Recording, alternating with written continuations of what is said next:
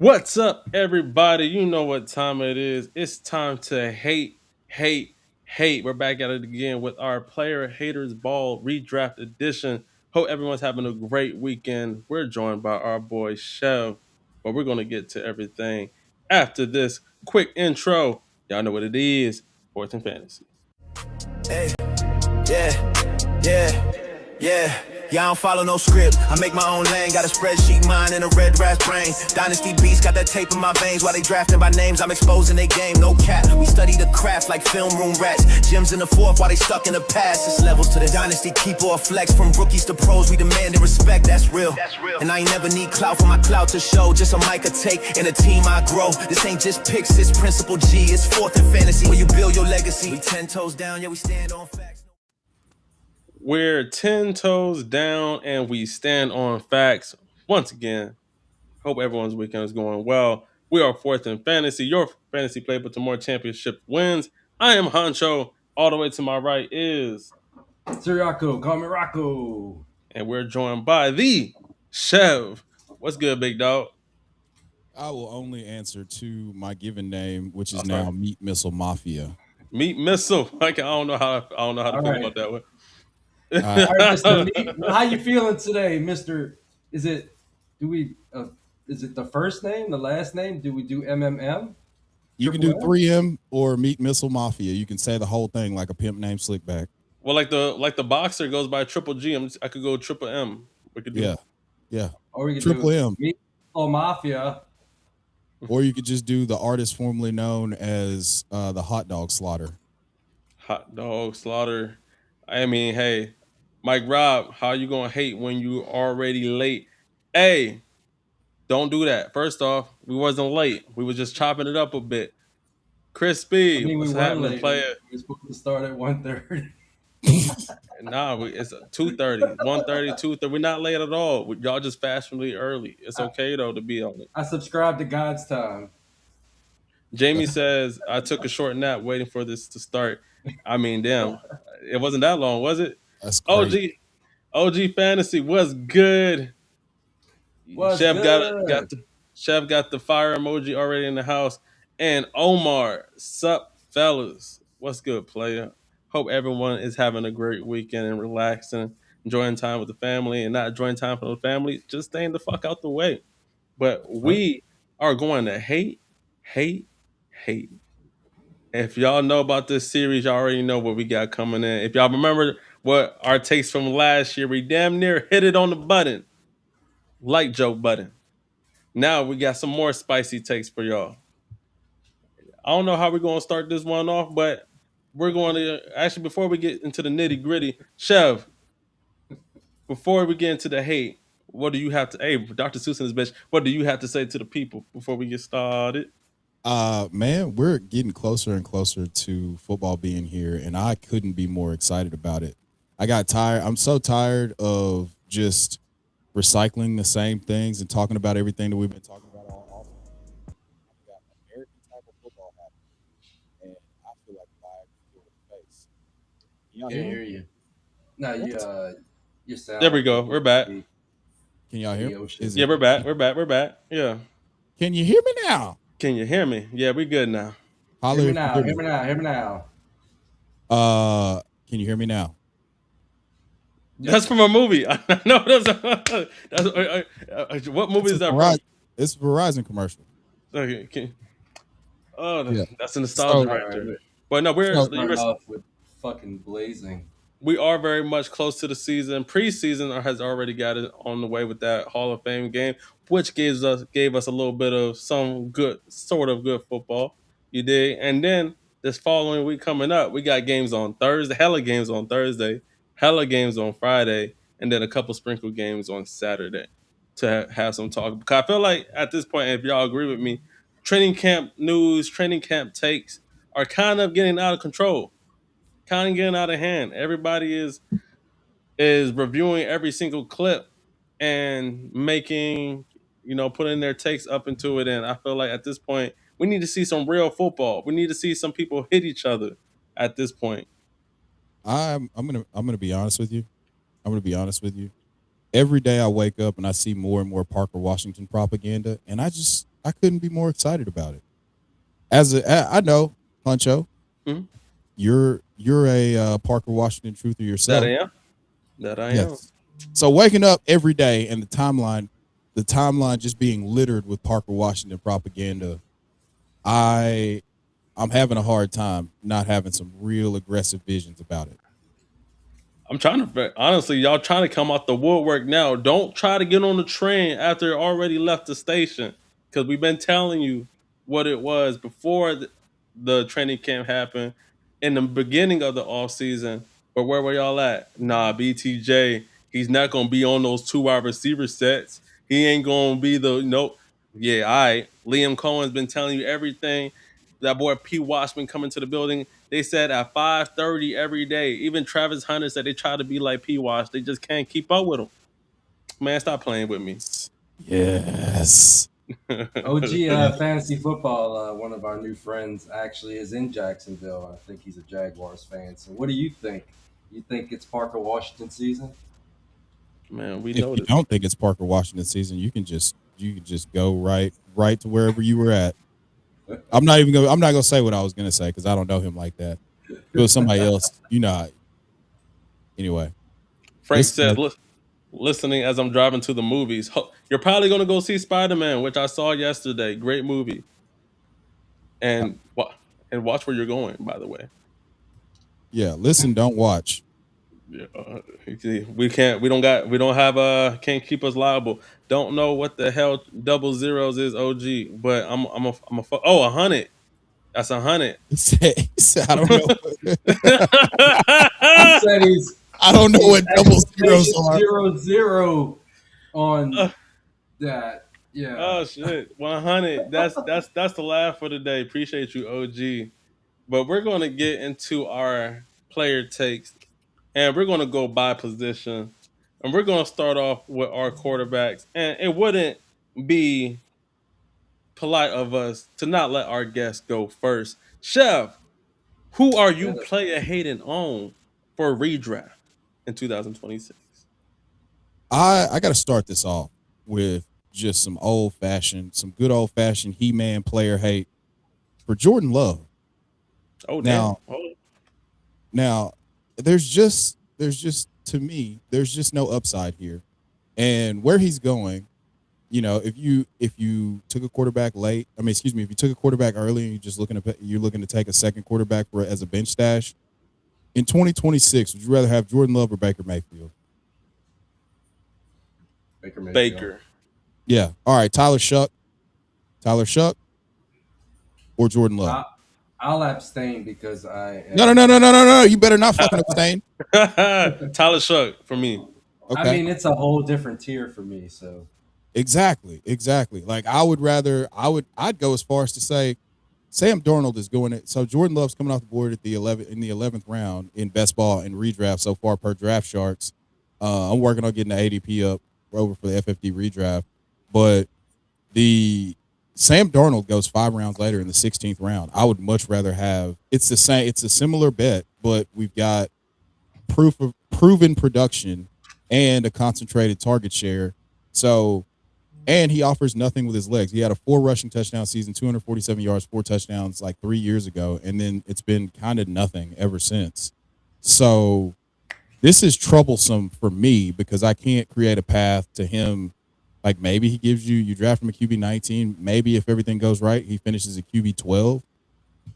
You start having some aggressive visions. Even Malik Willis here, if I'm going to take a home run swing on a second quarterback, let's talk about it. Malik Willis. Do you feel like Malik Willis can comfortably give you 500 yards rushing and maybe 4 touchdowns? I think that's what keeps him sexy to you. His rushing. Yeah. I think if Willis hits his ceiling, he can give you like a top 8 season, like with the rushing. Exactly. Like it's in his range of outcomes. Right. So for me, it's not about the fact that Jordan Love can't hoop. I think Jordan Love's a fine real life quarterback. I mean, they also are dead last in pace of play, which gives me pause as well.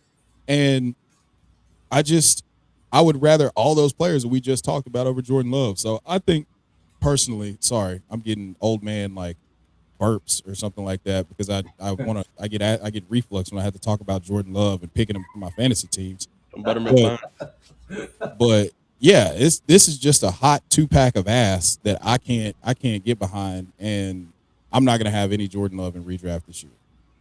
I don't think I have Jordan Love for the most part, even if it's dynasty, and not because I don't know. He just always he's in that weird mid tier for me where he's not a game changer. But if you're really desperate for a quarterback, Yeah, you want to go a cheaper area. You know what I mean? If you're going to go like you said, a Malik Willis, I feel like can basically give you either about the same or or above with his rushing ability than Jordan Love because once again he doesn't run. I don't think he wants to run in the first place unless you make him to. And then with the weapons around him, they kind of just throw it around. And from what Jamie asked here, so out of Kraft, Watson, Reed, who are all going kind of early, which one is going to be the bust with Love sucking? That's a hell of a sentence. I ain't gonna lie to you, Jamie. But who's going to be the bust? I think y'all about to be hurt by Jaden Reed. If I'm keeping the whole honey bun, if I'm keeping it We've a been whole, hurt by Jaden Reed for a long time now. I think y'all about to be hurt by Jaden Wait, Reed. wait. Can you run that back for me? I don't know if I heard right. I don't know if I heard hey, correctly. read this sentence out loud again. No, I'm telling you, this sentence is wild. Hit the rewind button. This sentence is wild as fuck. For the audience. So out of Kraft, Watson, Reed, who are all going kind of early, which one is going to be the bust with Love sucking? That is a hell of a wordplay, Jamie. Oh man, I'm about to bust with that sentence. But That let me give you Bro, you're let me gonna do the attempt. opposite of bust if you got Jordan Love in your lineup. I promise you. But I mean, somebody's sucking. Someone got to see. This is why the sentence is wild, Jamie. Come on, Jamie Lannister. I'm going to attempt to give a counterpoint. Just a couple years ago, Jordan Love was the QB5, so he does have that upside in his range of outcomes because he's done it once. The other thing I'll point out is that we've seen Josh Jacobs get kind of banged up over the last couple years. He's getting older. He's pushing 30. He had legal issues, which I think that's not going to affect his season, but it could affect his rushing output just a hair to where they have to lean into the pass just a little bit like they did in 2024.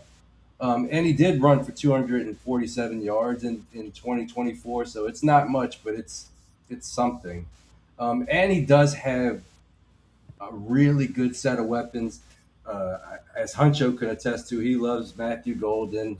Um, Christian Watson broke out all over the place down the stretch last year. And and Chev loves Kraft. So if these guys hit, then somebody's got to be feeding them, and that guy has to be loved. I'm not 100% in, but I don't mind him as like a lower end QB2 if he's like the last guy in the room.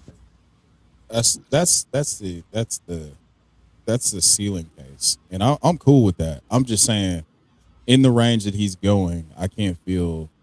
And I despise Kyler Murray, but they're one pick within one pick of each other in redraft, and I would take the shot on Kyler Murray 10 times out of 10 before I would Jordan Love, and that's me, who a noted Kyler Murray hater. I mean, shit. At this point, because I don't know, maybe just because Jordan Love game isn't sexy. I mean, there's nothing really that Well, really. no, well, Huncho, it's like he just goes from being baby Aaron Rodgers to Nathan Peterman. I'm t- no, really though. That's literally the drastic things that really be about his play. I'm looking at the current startup draft that we are in now, and Jordan Love didn't come off the board until round 7, and he went around Matthew Stafford, Fernando Mendoza, Baker Mayfield ended up going behind Jordan Love, and then you got even CJ Stroud. Would you rather have CJ Stroud or Jordan Love This year, this year? give me that's a toss up. They're kind of the same. It's the same bet Give to me me. They're love. just they're a little bit more. The Texans are a little bit more part of the OCD, and I guess I have to put that one out. I never put that one out. But the Texans, they attack vertically quite a bit, and they run 11 personnel a lot more than the Packers do. Mhm. So that's a team that's probably going to finish in the top 6 or 7 in attempts. So I'd probably go CJ Stroud there. See, that's where I was leading towards. I mean, looking at kind of Rocco pointed towards it. He played 17 games in 2023, ended up as QB5, but since then, mid 2025 or 2024, mid 2025, mid, still in mid, literally the definition of mid because he was QB15 and then he was QB17 the previous year. Can he improve upon that? Maybe. Once again, if y'all know, I am a Matthew Golden guy, and we got to see. Uh, he is going to be resuming the Romeo Dobbs role, which much better speed and route running, in my opinion. So it could be something for him. If you think Watson can improve upon this year, if you think Tucker Craft, who is back running routes and looking pretty solid from his ACL, can hold it down for Jordan Love, then sure, I think he's a cool QB2. But if you're projecting him as a QB1 or hoping for him to give you some QB1 type weeks, and I don't know about that, Dot. I don't think anybody on the planet feels comfortable with him as the QB1, but in the super flex, yeah, I'll take him as a QB2. Yeah, it's a cool QB2, but you can't hope for much true upside. Like it's just not. There was a ton of injuries when he finished QB5. I'd be interested to go and pull where he finished in points per game. I just hold on. Oh my Punch your part of Team Golden. Oh my fucking god, dog! I swear to God, bruh. I swear to God, bruh. Man, Matthew Golden literally just got picked in our fucking startup draft just now, bro. I'm so fucking pissed. That was the y'all gonna have to get back. Huncho, part of them Golden Shower boys, hoping for a year or two breakout. I think. I mean, Give him his showers, boys. Matthew Golden's been showing what you need to see from the clips that we've seen, especially this last the family night they just had, where he was tearing up the defense. I think it's going to be fun. He is dealing with a toe injury right now, though, especially what Jaden Reed guy is dealing with an injury, and he's just got nicked up a little bit. So once again, looking a little like a slow starter for the Green Bay Packers, and then you got Josh Jacobs who's banged up. I'm just saying the offense can go left fairly quickly. That's all I'm going to say. Rocco, who is the quarterback that you are player hating on in 2026? Oh, I got a player here to take for you. Jackson Dart will finish last in fantasy points among his 2025 rookie quarterback class. So I have Cam Ward and Tyler Shuck finishing with more fantasy football points in 2026. Um, and reasoning, obviously. Um, Malik Neighbors coming off an ACL. He looks like he's going to be fine, but I don't know if I want to trust somebody that had ACL as being the Malik Neighbors. And what does he have besides the Malik Neighbors? He lost Wandale, who had 140 targets in back-to-back seasons. He's got Malachi Fields. He looked nice in Mobile, but I don't know as a rookie. Isaiah Likely, don't trust them. Now let's talk about the new coaching staff. Matt Nagy made Patrick Mahomes into Alex Smith. So I'm Yeah, just a little how bit. Alex Smith catch a stray? Goddamn. Sorry. I hope your leg looks better today than it did that one time I saw it online.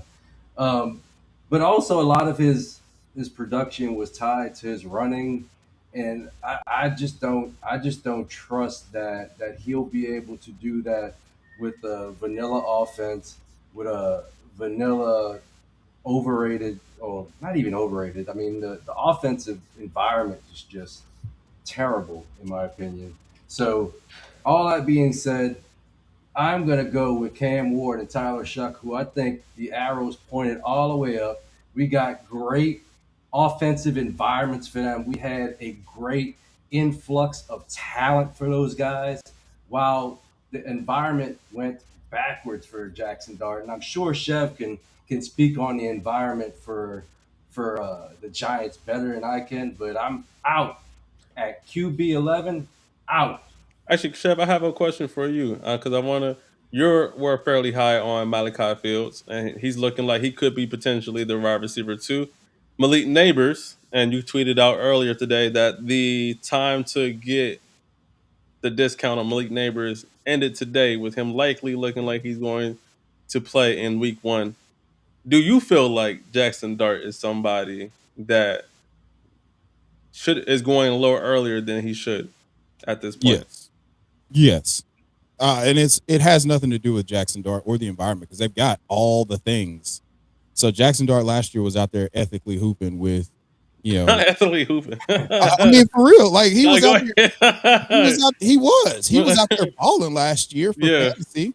Yeah, 487 yards, 9 touchdowns, really, really doing the thing. The thing that sticks out to me is the long touchdown that he had that got called back against the Eagles with Darius Slayton, where he just dropped the ball in the bucket. But they've done everything right. The only thing that they did was they fucked up the coordinator hire, and they hired Matt Al-Naguib, second in command of the terrorist organization Al-Qaeda. And now he is going to ruin all the fun for literally everyone. He is Arthur bin Laden redo. He is his second in command. Just think about this. Rocco, how much do you despise Mahomes from a fantasy perspective? I haven't liked him in years. Let's just right, say. Right. And like 3 years. And in those 3 years, do you know who his offensive coordinator was? I think I know the answer to this one. Matt Al-Naguib.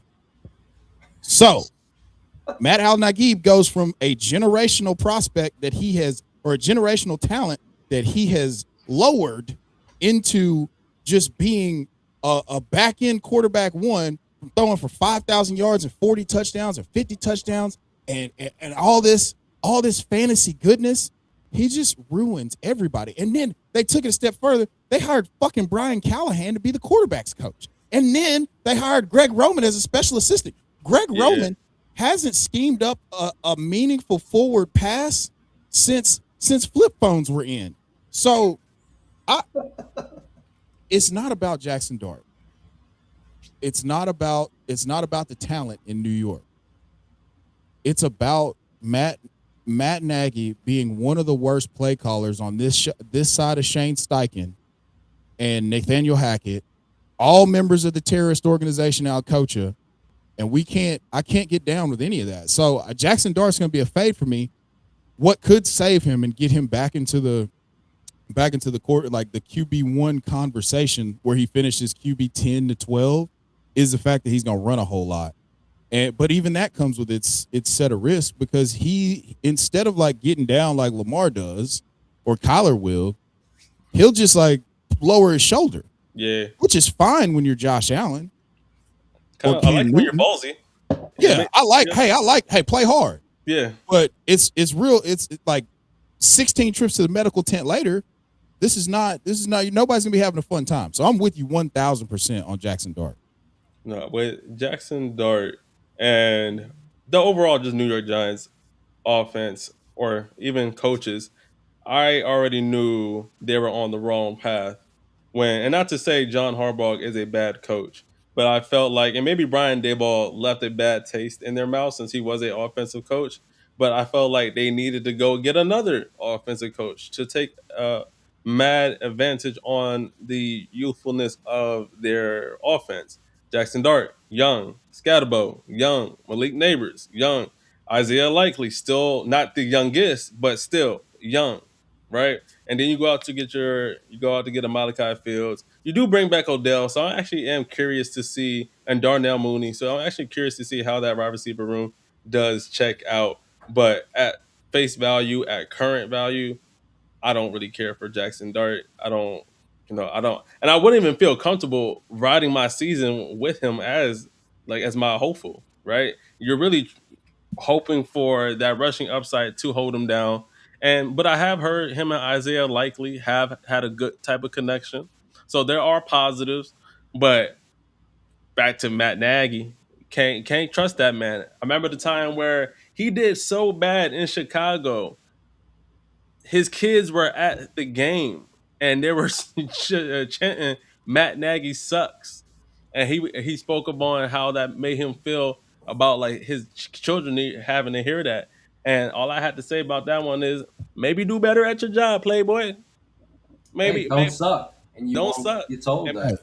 hey, listen, if you're out there scoring 30 points a game, nobody's gonna say you suck. So, so you know, yeah, I mean, and then you had one of the greatest modern quarterbacks that we've had in quite a bit. And you turn once again. I'm not going to say Alex Smith because he doesn't deserve a stray on this wonderful, beautiful Sunday. right? Sure.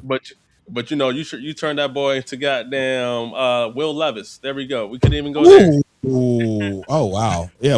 I would have been cool. I would have been cool with just being like No, he turned him into like the 99 overall version of Alex Smith, but We like, could have.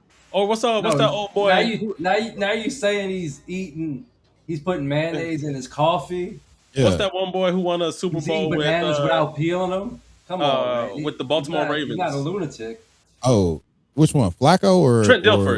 You Trent changed that boy Dilfer? to a Trent Dilfer. You know what I'm Yeah, saying? So he's just. I told you he just turned everything into a big pack of mid. big pack of mid, man. So I feel like the Chiefs, if that, and that's a message right there. Chiefs should be improved this year, nevertheless. But I agree with y'all. I don't fuck with Jackson Dart at value, but if you can get him in some later rounds, but people aren't letting him slide that way. I'm not gonna be the one to make that shot at all. Nah, Crispy says, the actionable advice is to let him kind of stink it up for a little bit and buy on the cheap because he's a good player. He's just in a fucking awful situation at the moment. Nagy's been grifting his association. I feel like maybe grifting, but I don't know. Grifting his association with Mahomes for like 6 years now. That Yes, that yes, that bastard is what's wrong. Like people just keep failing up the ladder in this society. It's something that's bad across yeah, all portions of society. yeah. I Like, mean, Well, how can you fail that many times and keep getting jobs? I uh, mean, you're tied to Patrick Mahomes and Big Red Andy Reid. and you know what? Makes a great transition because now I'm looking at our startup draft again. The quarterback in my selection, player hated that I'm going on in 2026, actually got drafted behind Jackson Dart. Brock Purdy. Bring your ass here, boy. Yeah, I am player hating on Brock Purdy in 2026. And why? Woof, And, woof. and Jackson Dart went off the board at the 401 in our startup draft. Brock Purdy went off the board at 403, led by me after Dak Prescott. Then Bo Nix went off the board. Patrick Mahomes went off the board. Cam Ward went after Jackson Dart. I can keep going. Tyler Shook went behind Jackson Dart. Jared Goff went behind Jackson Dart. It's yeah. And who was the person who took Mr. Savvy? I won't hate on you today, my boy. But Brock Purdy, I am not fucking with you this year. And not because it's Brock Purdy. It's not because Chev's about to lose it. It's not because Brock Purdy is a bad quarterback. It's not because I don't dislike the head coach because he has one of the best offensive playmakers in the game, or offensive play callers in the game. But that overall, that overall offense is not. They can't keep a motherfucker on the field right now. And then you go draft a. If you're not draft, then you go pick up a shell of Debo. Not to say he can't still produce, but your savior was supposed to be an old Mike Evans, dealing with the same hamstring that he's been dealing with for the last couple of years.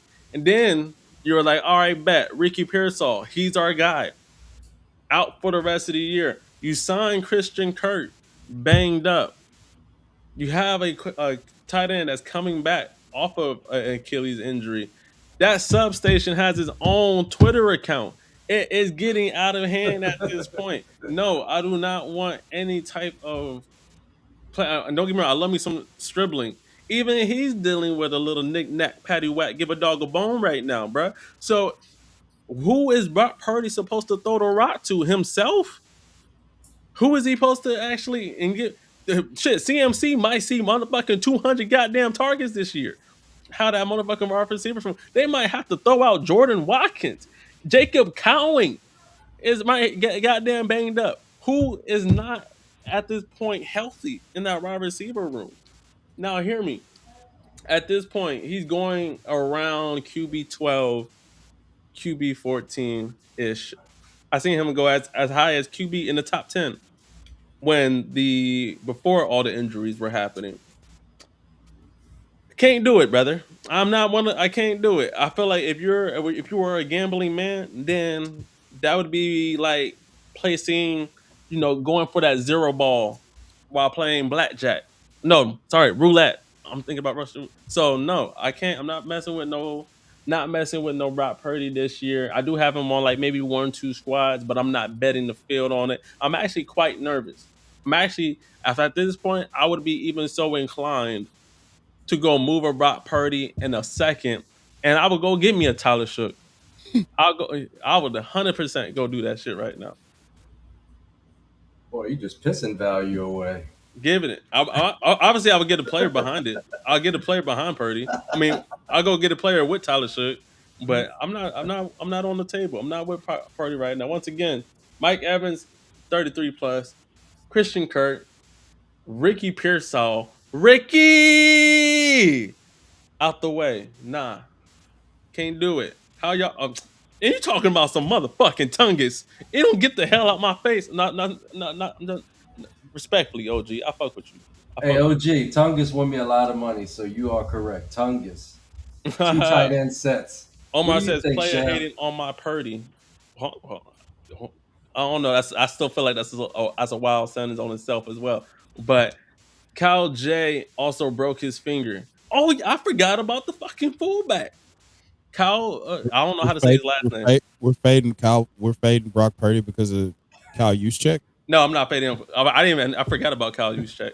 And thank you for pronouncing his name, because I forgot how to pronounce that motherfucker. But I don't like Brock Purdy. Brock Purdy, he is going to disappoint a lot of good folk out there this year, in my opinion.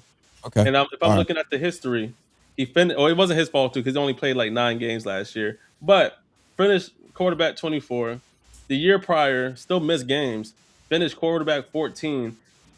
And then his one full season finished as QB 6. Let me know when it's my turn. Go ahead, Chev. I know you got a lot to say right now, so let that chopper loose. I do. So first things first. It's rare that I completely disagree with something that you say, but I could not disagree more with everything that you just said.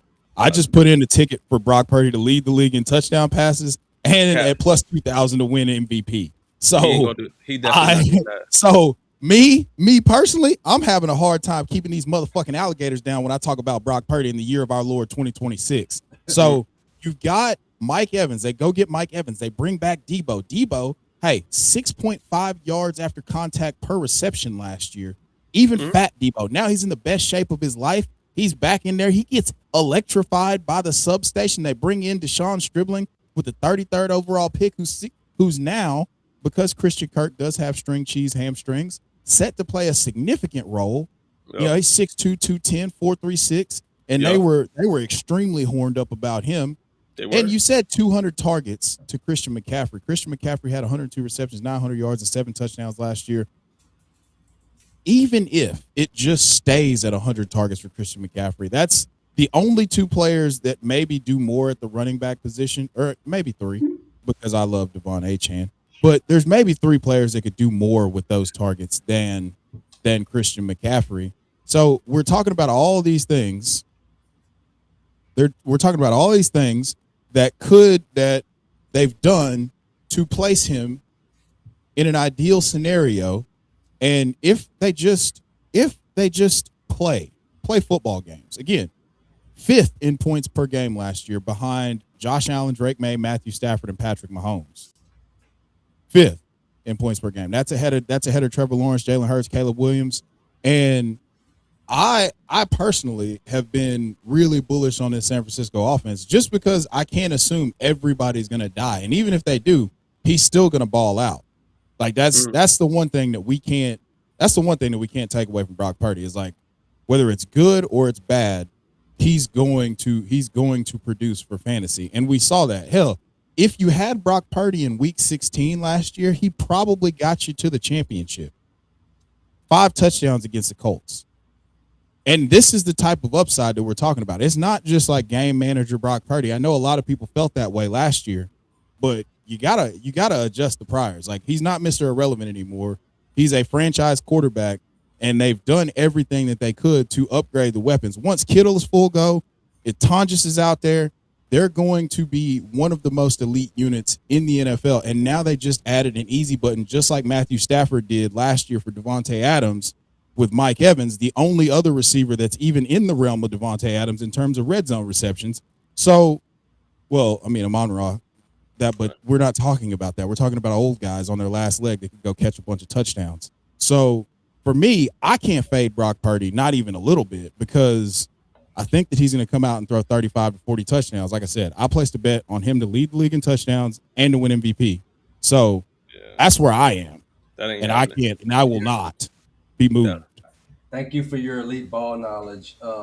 You covered most of it, but if I can add anything, you said that Brock Purdy got you to the championship game last year. Well, he won me a championship in 2024 with 377 yards and 3 touchdowns in Week 17. And it can be argued that he has better weapons in 2026 than he did in 2025 when he was based depending on how your scoring played out. He was a top 5 in per game averages. So yeah, it doesn't matter who's out there. Purdy is one of the few guys in the league that can elevate the talent around him. He's the one that broke out Jawan Jennings when everybody was like, "Oh, he's just a blocking guy," and he helped Jawan Jennings, put up points. And Ricky Pearsall was hurt last year. Um, Basically most of their offensive guys were kind of banged up or they just weren't that good last year, and he still was out there kicking ass. So yeah, he's got better weapons even without Ricky Pearsall. They just put in Debo to replace Pearsall. Now they have Kittle coming back, according to our guy Ben, who's awesome with the injuries. If you want to know anything about injuries, go follow Ben McCown. Um, but he said that it was one of the better outcomes for an Achilles. So he should be back pretty early in the season. So you're going to have a healthy Kittle. You're going to have Evans out there who will be out there. And you have Debo. So you have a bit of an offense. But who's going to be leading that offense? Purdy, another top 5 season.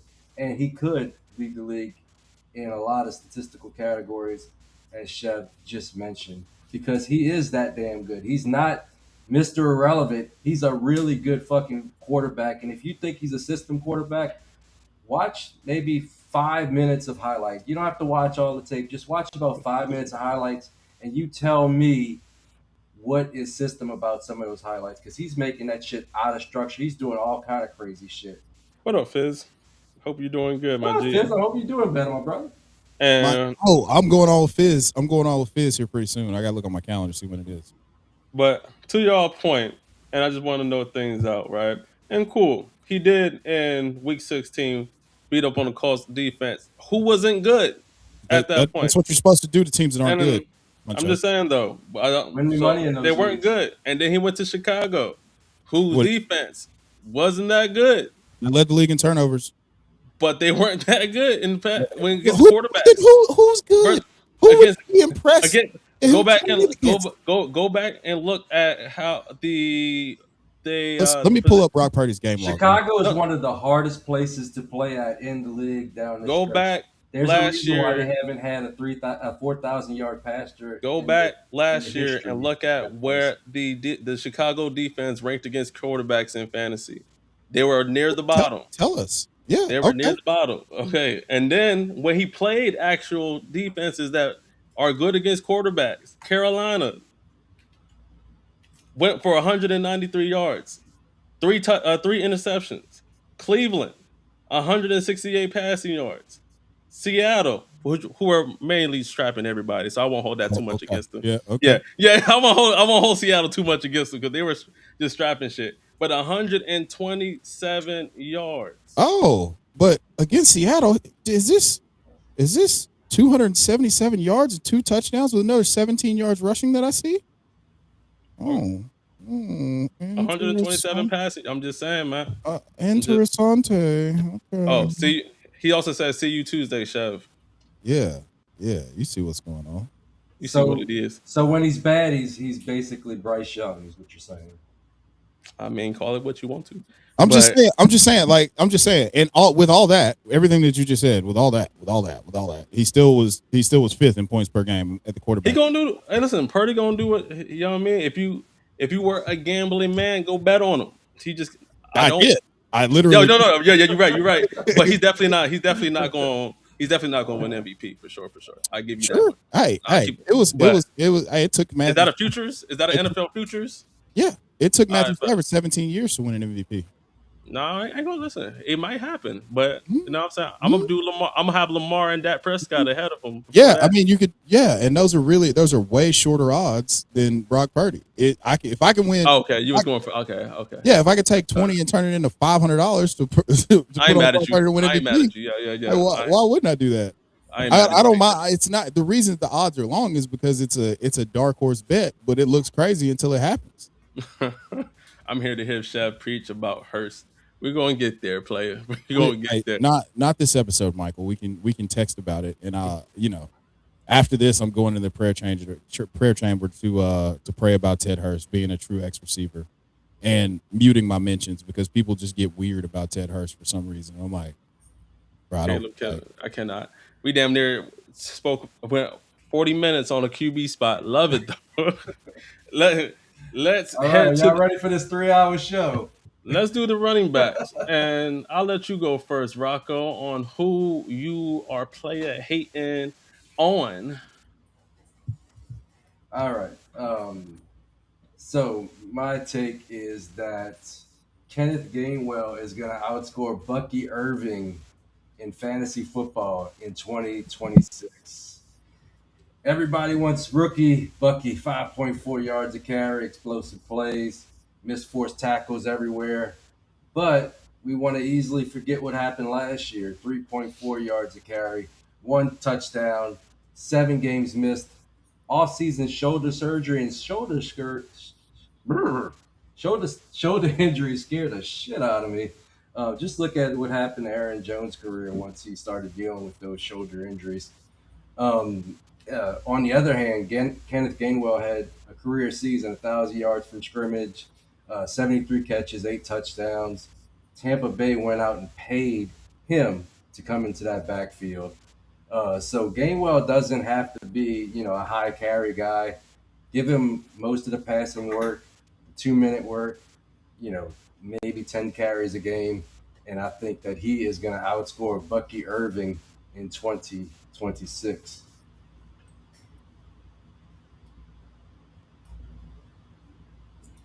Anybody? Huncho, this is the floor is yours. You go ahead. I'm just brought Silence back on that is bad one. for radio.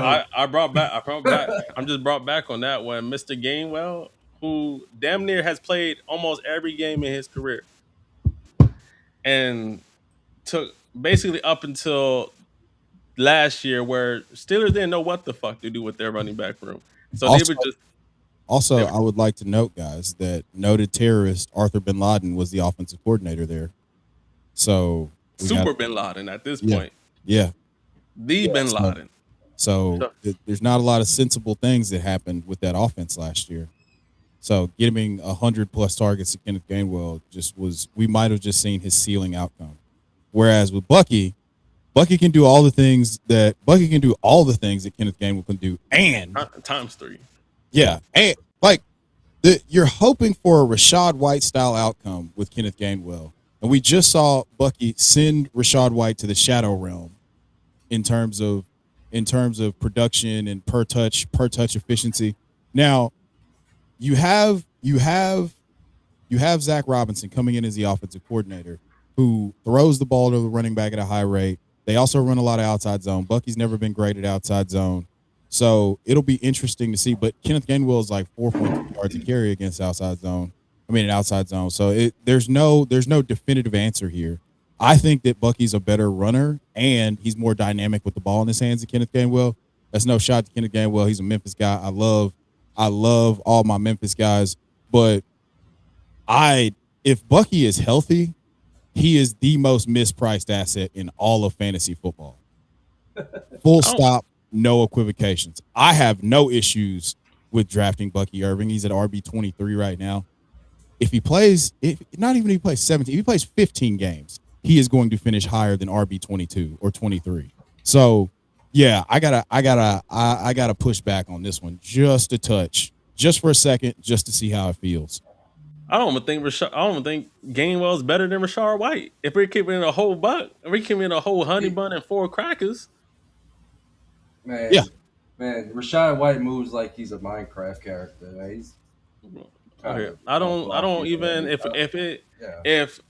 it wasn't for Billy, Mister Krosky Merritt being with the Commanders already, I think it would be a no-brainer who would be the starting running back, and we still might see Rashard White as the starting running back because of what he's able to do out of the backfield.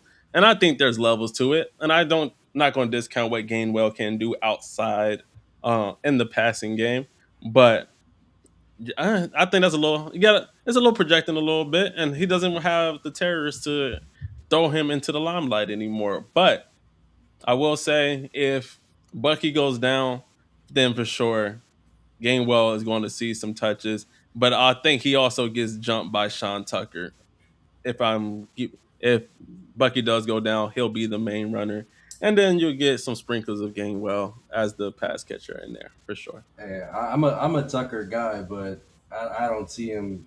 I don't see him getting enough work. But we got to remember he was the RB1 twice in his career, so that happened. So he's a damn good running back, but he's just not going to get enough work to affect those two guys, in my opinion. Fizzle says, Chev, you said if with Bucky too many times. A lot of Fizzle's with me. Fizzle's with me. With him in health. We've seen him be healthy. Are we just assuming that he's never going to be healthy again? Because that doesn't make sense either. Like you're healthy, you're injured until you're not. For me, right? Like, and is he injured right now? Are we just assuming that every time he gets tackled, he's going to die? Like, what is the expectation here? Todd Bowles did say he's a full go. There's no limitation. They're not holding back. I think I read on coach speak that his arm's falling off. Hey, dicks out for Bucky Irving. That's where I'm at. I still love me some Bucky. I love me Bucky. Missile Mafia supports Bucky Irving with the full-fledged power of the meat missile. Not the full mill. He said thrusters up. Triple MM going crazy. Now, Rock. Triple MM, that's like 6 M's. Yeah, I mean, at this point, Chev or Mr. Triple M, or should I say, who are you player hating on? Travis Etienne Jr. I'm not mad at it. Let's talk about it. Now, when we first got Etienne in, signing with New Orleans with all of that guaranteed money, like I felt like a Viagra pill with a face, boys. Honestly, we got him in a Kellen Moore offense, and I was having some real aggressive visions about him returning to, top 6, if not top 5 overall RB scoring, just because we've seen the skill set that's been kind of limited. Jacksonville threw the ball to running back at the 30th highest rate. He still turned in 6 receiving touchdowns last year on 36 receptions. And I think if you gave him volume, those touchdowns could come down. But if you give him 50 catches, there's only a handful of running backs that are going to have 50 receptions. We just talked about how awesome it was for Kenneth Gainwell to lead the Steelers in receptions. There's a world where he goes 70 to 80 receptions. Enter Mickey Loomis and his love for long-term Saints players and his unwillingness to let the GM do what he needs to do and just send Alvin Kamara on to home to be a family man, back to Atlanta to work in Mercedes-Benz Stadium at Chick-fil-A. He'll finally be the one that gets it open on Sundays for games. But point being, Alvin Kamara is still going to be a New Orleans Saint. He's not going anywhere. He said that if you try to trade me, I will just retire. And they've honored that.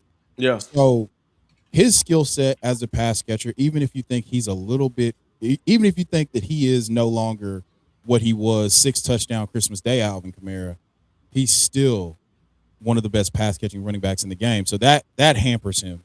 And if for some reason, in any way, shape, or form, he's back to being just, Mr. Cool Smooth, just gonna consistently, let's just say he's Rashad White to Travis Etienne's Bucky Irving. Yeah. That caps Travis Etienne's ceiling to where it would be a ceiling outcome for him to finish at RB18 because you got somebody behind him that's going to be scoring 10 to 12 fantasy points a game. So in Dynasty, if I'm a contender, I'm still going to be pulling and trading for Travis Etienne because this is the last year of Alvin Kamara's deal. I do think that he's probably going to retire after this year.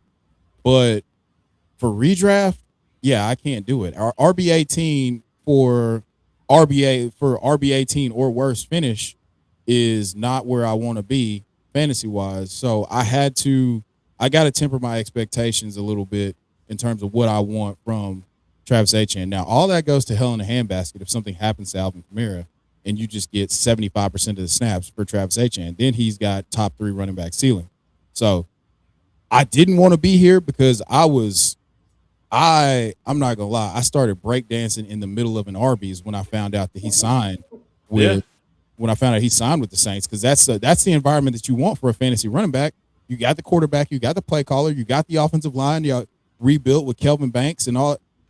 Everything is lining up perfect, but there's just the elephant in the room is the guy who's caught the second most passes since entering the league to Christian McCaffrey, and that's his skill set that he's not going to relinquish. I still think he's a hell of a pass catcher. And the reason why Travis A-Chain was on the field a good portion is because he was a better receiver than Tootin. Yeah. Tootin was a cool runner, don't get me wrong. But as a passer, you wanted A-Chain out there. Kamara is a better pass catcher than A-Chain, even at this age. Now his running ability might have dropped off a little bit, and cool. Even then, I still think even at this point of his career, he can have a great big piece on that offense. I love Kamara. I love everything about his game, how smooth he is, the fluidity to how he runs his routes. I think Kamara can still give you about hell. What's stopping him from getting 40, 50 targets? I still feel like that's even on the lower end of what they could still be trying to get out of Kamara because he's still a weapon to me. But because I don't want to lose it before he gets too far down. This was to you, Rock. Do you like Bucky or Tootin? Oh, that's Tootin? Yeah. Probably Bucky because we have more proof of concept. I think Tootin, if he hits, he could hit large, grande, big, but you have opposite ends of that running back room that give me pause. You got Chris Rodriguez, who's a superior first and second down grinder, and you got LaQuint Allen, who's a superior pass catcher and pass blocker. So, what does that leave for Tootin? I don't know. Might be a hot hand approach. If he gets the hot hand, he may blow up big because he has the speed, he has the missed force tackle ability, but he needs to make sure he has his helmet on the right way so he can see where he's going. And Big Bendo, I don't want to leave you hanging before we go further into the conversation, but he did ask, even though we're not doing this, Pittman or a 2028 Package. second, Package. Travis Hunter, Elijah, Package. Travis, Elijah. No, there's two different things. That's a fucking lot. Or Travis Hunter, Elijah Surratt, and Tony Pollard. Which side? What? My guy, are you trading Michael Pittman to Michael Pittman? Like, Pittman or Hey Pittman Vando, or I hope you like, share, and subscribe because we got this we got this for you. Can y'all hear yeah, me? yeah. We definitely got you with another show about on the trade. But I would, yeah, I don't even have words for that one. To be honest with you, yeah, Fizzle says, "Go ahead." go ahead, No, no, man. no. Hey, Oh, we can move on. You hit it on the head. Like I said, maybe he's trading Michael Pittman to Michael Pittman himself. So that's the only way that I would. That's the only way that I think that you can Hey, pull off a trade like that. Michael's Pittman's mama gonna get him on her team. God damn it! Yeah, absolutely. You know what I'm for saying? sure. If you trade him to a cousin or something like that, I rock with it. Well, Fizzle allow says, me to retort on the Travis Etienne. Come on, baby. I think what Alvin Kamara did was he nuked all of those tertiary running backs. So guys I like Estime, guys you guys like Devin Neal, they're not gonna get much unless it's a fucking blowout. What these guys do is they complement each other perfectly. You have Alvin Kamara, who was miscast as a guy that was running between the tackles because uh, Dennis Allen's a fucking idiot. Instead of having that two down grinder there, so ETN's going to take up all of that, and Alvin Kamara is going to get some of the passing work, and he's going to get a majority of the 2 minute drills. Now, mind you, he may not get all of them if his pass blocking doesn't improve because it's been atrocious for a couple of years. But he's gonna get first run at that. But even if Alvin Kamara takes most of the passing work, just by being out there, ETN's gonna get the 30 catches that he gets every single year. He's gonna score double-digit touchdowns. He's gonna be over 1,100 yards rushing, and he's gonna be a nice low-end RB1 somewhere in the RB2s. Maybe he doesn't have the ceiling outcome, but he is attached to an elite offense projecting in a fast track. And like you said, he has everything going for him as far as team environment. Now he just needs to stay healthy and produce. "I'm with it." Yeah, no, I mean, I respect it. Again, as it's everything that we want in an offensive environment for a running back, and that's why you have to still at a certain point, if it gets past like RB, if he's past RB 23, yeah, and we're in an RB 24, 25 off the board, yeah, I'm gonna click the button and then just hope for the best, and understand that if he's my RB3, then we're just going with spike week volatility. I'm with it. And before I go with mine, shout out to you, Matt. Hope you're doing well. Like, share, and subscribe. I just got here so forgive me if I already missed a discussion on these guys. We're player hating, so nevertheless, anybody can get this hate. But going to another NFC South team, how do y'all feel about Hubbard and Brooks? I mean, I love me some Hate Hubbard. him, I hate him, hate. but they're part of the Carolina Panthers. Don't even stop playing. They're cool. I love me some Chuba Hubbard. I'm not really all the way like Brooks is showing some good, some good clips out there for or takes for people out there, but I'm not going balls to the wall. You know what I mean? I'm not about to bet the whole farm on a Jonathan Brooks resurgence of 2026. 2027 is another discussion, but yeah, there's some people that are legitimately sending out some late first for Mr. Brooks, and I'm not getting jiggy. Or they want your kidney, they want your first child, they want Christmas money, and I'm not paying them premiums. User ZH4R, I'm not about to say all that. Caleb Hampton Coker or Lamar Genty Wandale for GPPS. The fuck is GPPS, y'all? Y'all tell me. Guaranteed prize pool something. I, What? Caleb Hampton Coker Guaranteed or Lamar PPs. Genty. I Lamar? don't know. Yeah, I the answer for me is Lamar. Whatever side has Lamar and Genty, Ding, bing. I'll figure the rest of it out. Yeah, bing. Easy. Now I'll continue with my running back that I'm going to hate on a little bit because I don't know where this hype came from. Because for me, he wasn't even RB2 in this class for me. I had Jonah Coleman as my RB2. Jadarian Price with the Seattle Seahawks, Mister, I can't even handle the workload in training camp. He is somebody I'm player hating on, not because of the overall, because Seattle's going to be a cool offense, I think, but I think people are viewing him wrong as he's going to be the bell cow. He's going to get the carries, and I don't think y'all know how much the Seahawks absolutely love Charms. And even with if Charles is a little slow coming back, them boys are throwing George Hulaney out there, giving him half the reps. The what's it, Eugene? They giving the motherfucking name Eugene some motherfucking carries. You hear me? So Jadarian Price, he was a first round pick. Not going not going to hate it, but I just thought he wasn't the talent that where he was selected at. I don't think he's that. I want to be disrespectful to the player, but at the same time, because once again, we don't hate the player, we hate the ADP, right? So with Jadarian Price, there's some guys that I would just feel more comfortable picking around. Sure, he's 5'11", 209. He ran in the sub 4.4s, so it's cool. But I don't see the elite bell cow workhorse type of running back, and I don't see that definitely in 2026 in redraft. Maybe in dynasty, he can give you a little some. But in redraft, where you only get a single year to prove yourself, I don't think he could. There's nothing that he could do in 2026 to prove or have me go on the whim of allowing him to be my RB2. Maybe a flex spot, but definitely he can't lead my RB2 spot. And you're damn near fucked if you have him leading as your RB1. But how do y'all feel about Jadarian Price and redraft in 2026? Meat missile. Everything that you just said, I completely agree with.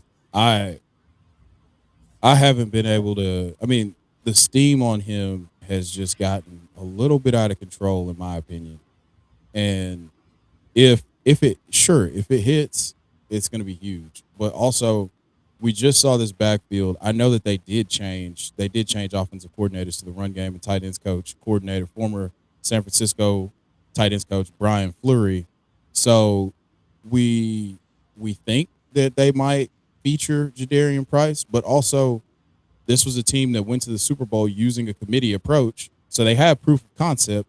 And is there any world where anybody believes that a healthy Zach Charbonnet, I know it's not cool to assume that Zach Charbonnet will ever be healthy again, apparently, but if Zach Charbonnet is healthy, why are they not going to give him touches just like they did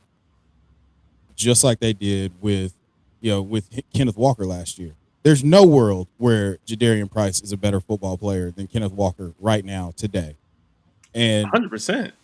right. And so you're treating Jadarian Price because he got first round draft capital like he's going to be the unquestioned one in this backfield, and everybody else is going to sit on the sideline and be coach hold the balls while Jadarian Price goes out there and does his best fucking LaDainian Tomlinson impression. And that just doesn't really make a whole lot of sense to me, especially watching what they did last year. So I'm right there with you on this one, Huncho. What do you think, Rob? If I had to push, if I'm gonna push back at all, I think I'm just gonna kind of push back where he's listed at ADP, which is 27th at running back, which is around Tony Pollard, Ramondre Stevenson, Chuba Hubbard. So the cost isn't prohibitive if you want to take a shot at the upside. But I agree with everything you guys said that I mean, this team held back Kenneth Walker, who's one of the most physically talented running backs in the entire league. So we think that Jadarian Price, after getting hardly any work in college, is just going to come in and just completely take over this backfield. No, they're gonna split it up with whoever's healthy at the time, whether it be Emmanuel Wilson, whether it be George Haulani, or when Sharps gets back. So I think it's gonna be a fucking convoluted mess, and I think the way to play this is to invest a little more in the Seattle passing game because I don't fully trust their run game. So I think they're going to have to pass a little bit more. So what does that mean? That means JSN's going to have another outstanding season. That means somebody else, one of these secondary and tertiary options is going to break out, whether it be AJ Barner or Rashid Shaheed. So that's my opinion on it. Price could break out. We have egg on our face, but where he was going in dynasty rookie drafts, the way he got fucking steamed up over Steamed some up of the those board. top four wide receivers. I mean, I saw him go over Casey Concepcion That's every at the single time. 103. I seen him go over Lemon Plenty. I seen him go over Tyson. I seen him go over Tate at 1.2. Now that's just ridiculous and just dumb AF. But it looks like our guy Gridiron is a big fan of Price. I don't see anything about 2026, but he loves him in Dynasty. So, maybe there'll be a buying opportunity. But like Chev says often, I want to see more proof that he's awesome before I buy in. Would y'all rather have Jadarian Price or J.K. Dobbins in redraft? This is redirect show. This one. Yes. Come on. Give me JK. Yeah, J.K. was fifth in the league in rushing before he got hurt. 772 yards, 5.1 yards a carry, and I'm just hoping for a Frank Gore style of outcomes for Jadarian Price. I mean, for J.K. Dobbins. Sorry, it's too many J's. Too many J's. Too many J's. Too little time. I think that there's going to be more. You're going to have more week to week stability. I think J.K. Dobbins finished in the top 14 or 13 in 4 weeks or the 10 weeks, and that's with no pass catching. So he might get a little nerfed because of the fact that they brought in Jonah Coleman, who's been really impressive by all the camp reports. But I'd still bet on J.K. Dobbins over Jadarian Price this year. And I apologize for anybody that decided to take him at the 1-2. That just doesn't make a ton of sense to me. Not at all. Would you go Jadarian Price or David Montgomery? Monty, pretty easily. In redraft? Is this a trick question? I Would you like go- to win money. I like the money. Yes. I like the money. I like to make a money. Would you go Since there's a Jadarian Price prostitute. or Tony Pollard? That one's a little bit more difficult because the offensive environment is so much better in Seattle than it is in Tennessee. But I would still go Pollard. Healthy My Tony dog is named Pollard. Pollard. Yeah, exactly. And that's like my third cousin once removed. So I got to go with the home team. I was leaning towards Pollard because there's a world I still see him finishing with more yards than Jadarian Price in 2026. Dude, whenever he's been healthy, he has sent Tajay Spears to the shadow realm, and I don't expect that to change this year. I love it, Hey, man. let's just look at 2025. The Titans' offense, the titties as we affectionately call them, their offense was pretty terrible. And at the end of the season, what did Tony Pollard do? He still finished with 1,000 yards. So, with a better offense, we're going to see a better result. Tony Pollard's going to have a good season. Love it. We'll be back with this quick break from League Champ. We're almost there, y'all. You can almost win yourself a free NFL jersey by being the number one ranker. Once again, we got college data, coach data. Yeah, damn, any data you kind of need for fantasy, they got it. Comps, you name it. League Champ has it all in one place. The new marketplace where you can sell your NFL or your fantasy football teams where you need. We got it. Come get it. This is League Champ. We'll be right back after this.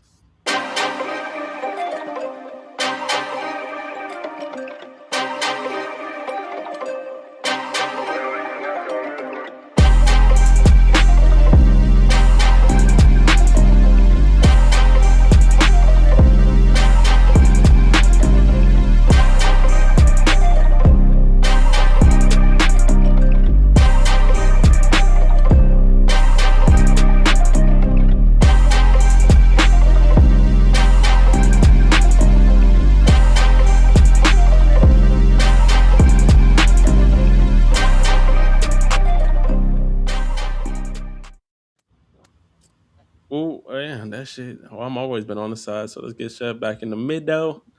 All right, we're back with Fourth in Fantasy. We're player hating redraft edition. That was League Champ, but once again, by being the number one raker, you can win a free NFL jersey. And I'm just gonna let y'all know I'm winning a shit ton of them janks this year.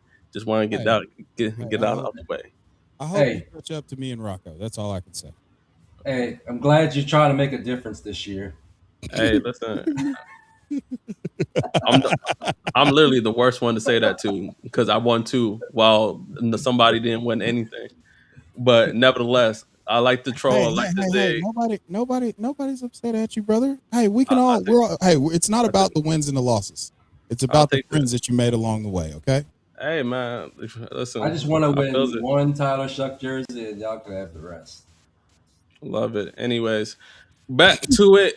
Back to it. Redraft edition. We're going to continue with wide receivers. Actually, my favorite position to talk about, other You finishing than on the doggy. tight ends? Anyways, back at it. Y'all, Whoa, y'all, didn't, whoa, y'all didn't catch. oh, Only Chev caught oh, that one. Only oh! Chev.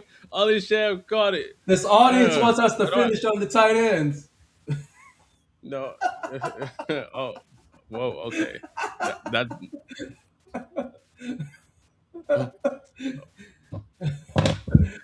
All right, Jesus. yeah. I don't Jesus even know where. Christ. I don't. I don't even know where to go with that. Cut the tape. Cut the Cut tape. the tape. But who Hey, I'm going? we're gonna edit that in post production. I feel No, like we're leaving. Leave it in. Leave it all in. the way in. I Let feel like While the we, boy watch. I've been you hating gotta on this. learn. I've been hating on this player for quite some time. And you know what? The hate never stops. The hate doesn't have an expiration date, as they say. Mm. Quentin Johnson. Mm. Quentin Johnson is who I'm playing hating on in 2026 because people, I feel like they're like, oh, Mike McDaniels is in town. He has new life. He has new breath. Yeah, tell that to that motherfucker's hands.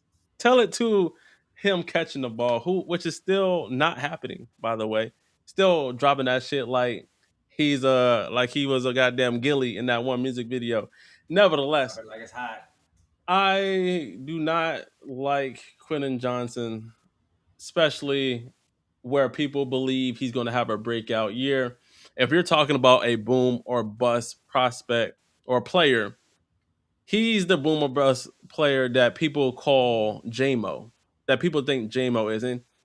JMO, I feel like, has put it the last 2 years some consistency to his game. I think it's even going to be better this year because they have him running a diversity of routes. But looking at it, he is okay. He's a big guy. He's gonna be in their X, role. But Lad McConkey is the clear wide receiver one, and there's a lot of mouths to feed. If you still believe in Oronde Gadsden, that's a mouth. Pause. If you still believe, if you believe in Trey Harris, who's just got spoken about very highly, and he's one of the The guys. house on him. I'm very high on Trey Harris. Let Quentin Johnson have any type of rough spats. See how quickly Trey Harris steps into or gets more targets over him. Uh, eh, there's some folk. I wouldn't even send a second for Quentin Johnson right now. I wouldn't send no picks for Quentin Johnson right now. And if we're looking at it, what's stopping Quentin Johnson in another world being another Savion Williams, if you ask me? You did. Now, some will say, and this doesn't even have to do with football. Height will get you in a lot of places. That is a Quentin Johnson type jump, a Quentin Johnson type bar, where you want him to be a prototypical wide receiver one. You want him to be this goddamn. I won't even say DK Metcalf because some people hate DK Metcalf and how he plays, but at least DK Metcalf catches the goddamn ball. Not route running maybe, but I'm taking DK Metcalf over Mr. Quentin Johnson. And where people think once again, Quentin Johnson is going to be the wide receiver one. By the end of the season, Quentin Johnson might not even be the wide receiver two in that month. You know how it's going to turn out? This might be, and this I'm might be just going to speak into existence. If it does come to fruition, come back to this episode where I said it. 2026 will be the last year Quentin Johnson is on the Chargers. 2027, he ends up getting traded.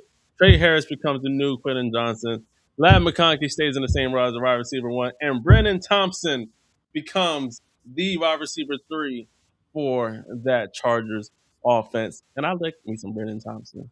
And that's why I'm fading Quentin Johnson in redraft. If it's dynasty, he's still young, so you still have some time to see him come around.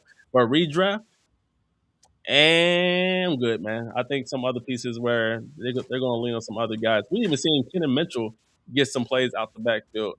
It's going to be fun, but I don't think Quentin Johnson is going to be the one that you're going to have fun with.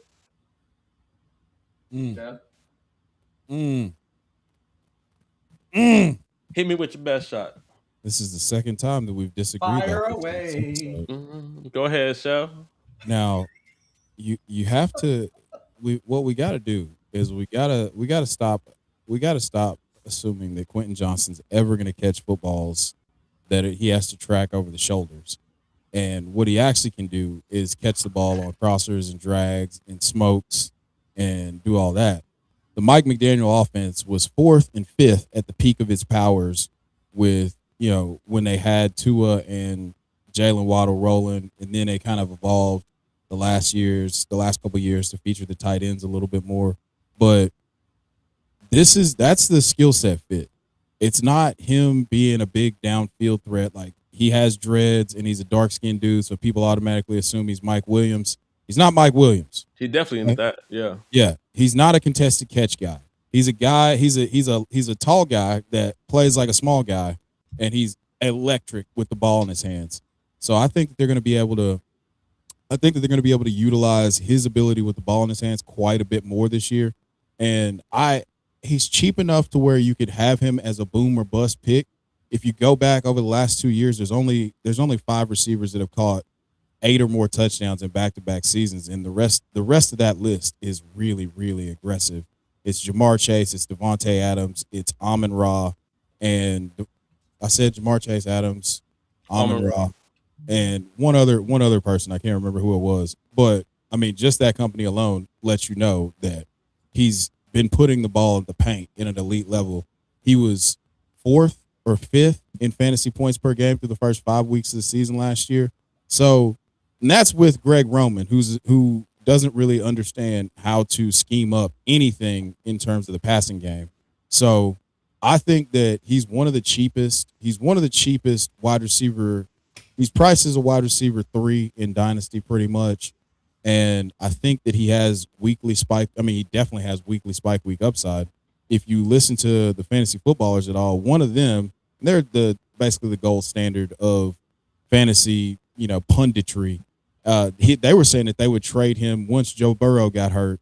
They would trade Jamar Chase in redraft or Quentin Johnson after he got off to the hot start last year. Yes, I know it aged like spoiled milk, but that's the level of hooping that was going on with Quentin Johnson early in the season.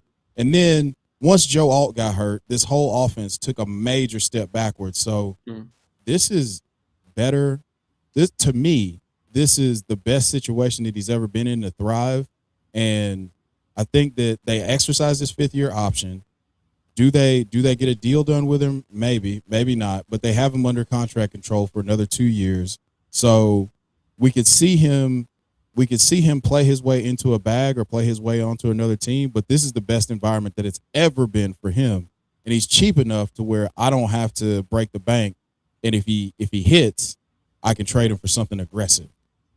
So this is a redraft show, though. So where he's at in drafts, give me a second to get that Warlock pulled up. Quick question. Yes. Would you go Quentin Johnson or Jalen Coker? Quentin Johnson.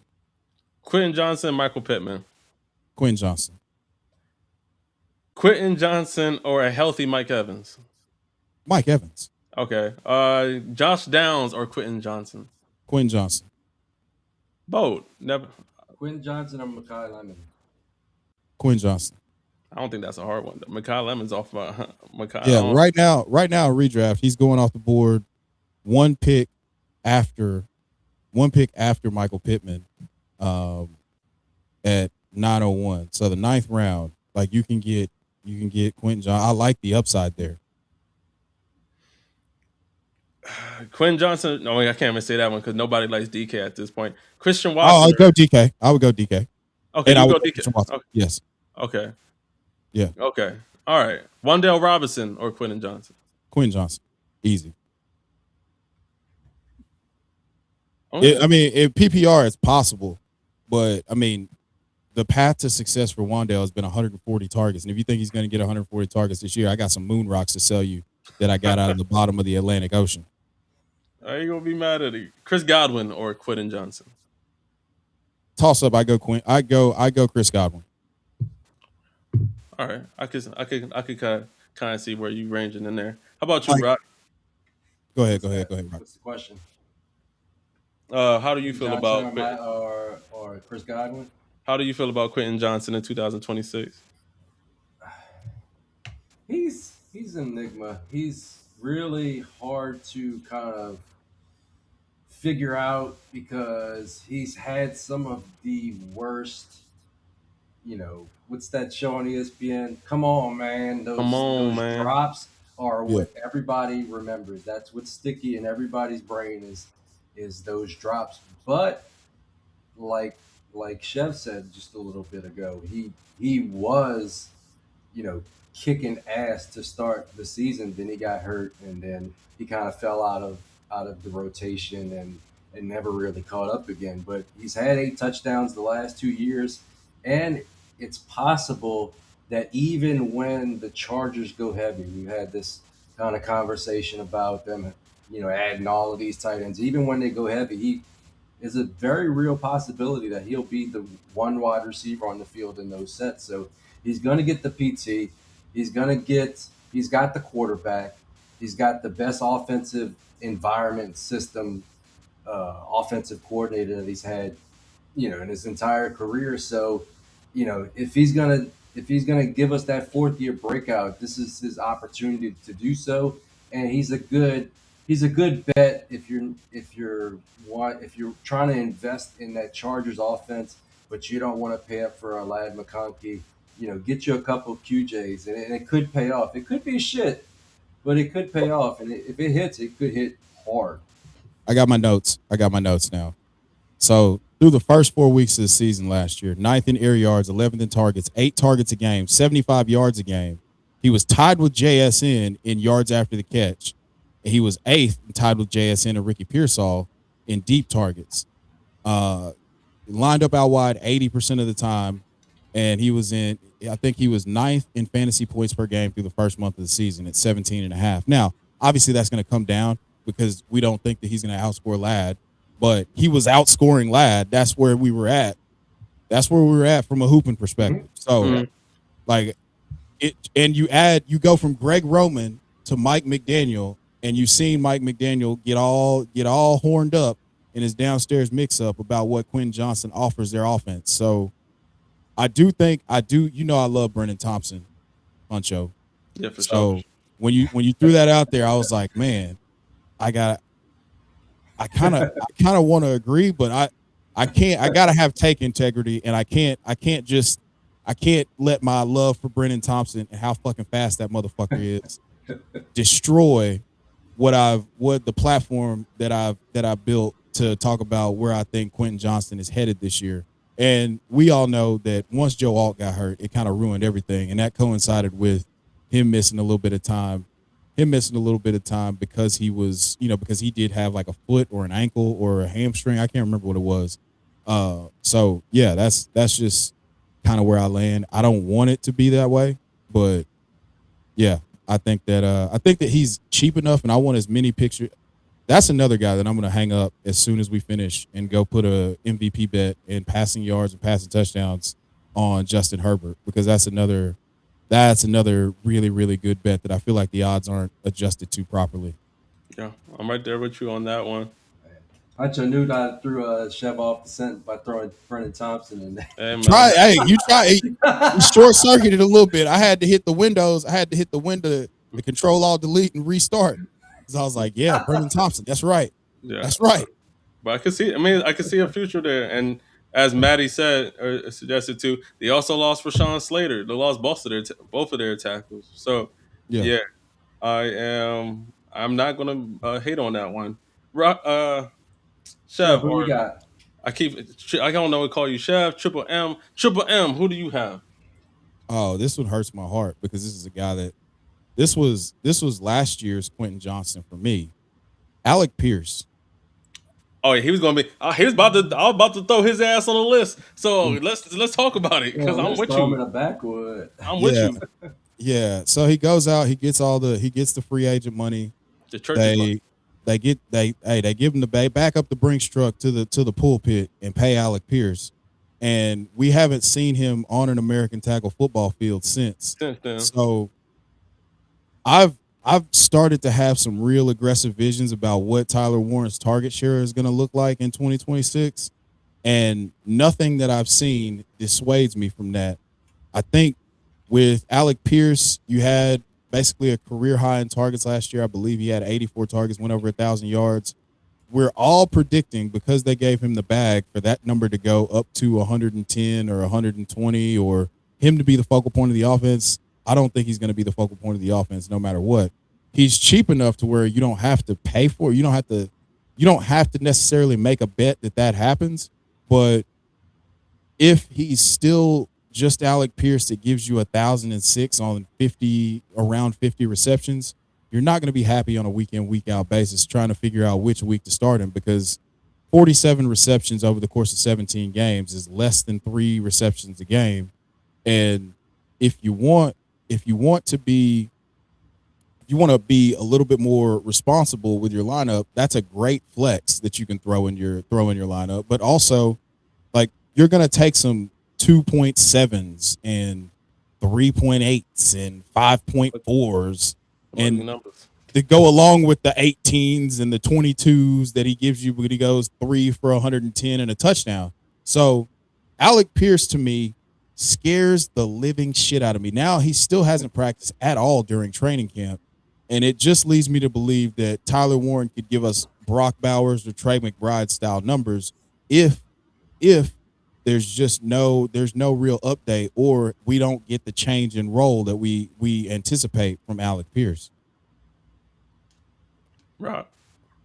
Man, Alec Pierce he's been a strong fade for me basically since he started his career. I mean, to his credit, he has gotten better each and every year, but he has been injured this whole offseason, and every time we hear his name, it's not good. It's not he's gonna be back. It's no, he's not healthy yet. No, he had cleanup, he had whatever, but he hasn't participated in this offseason program.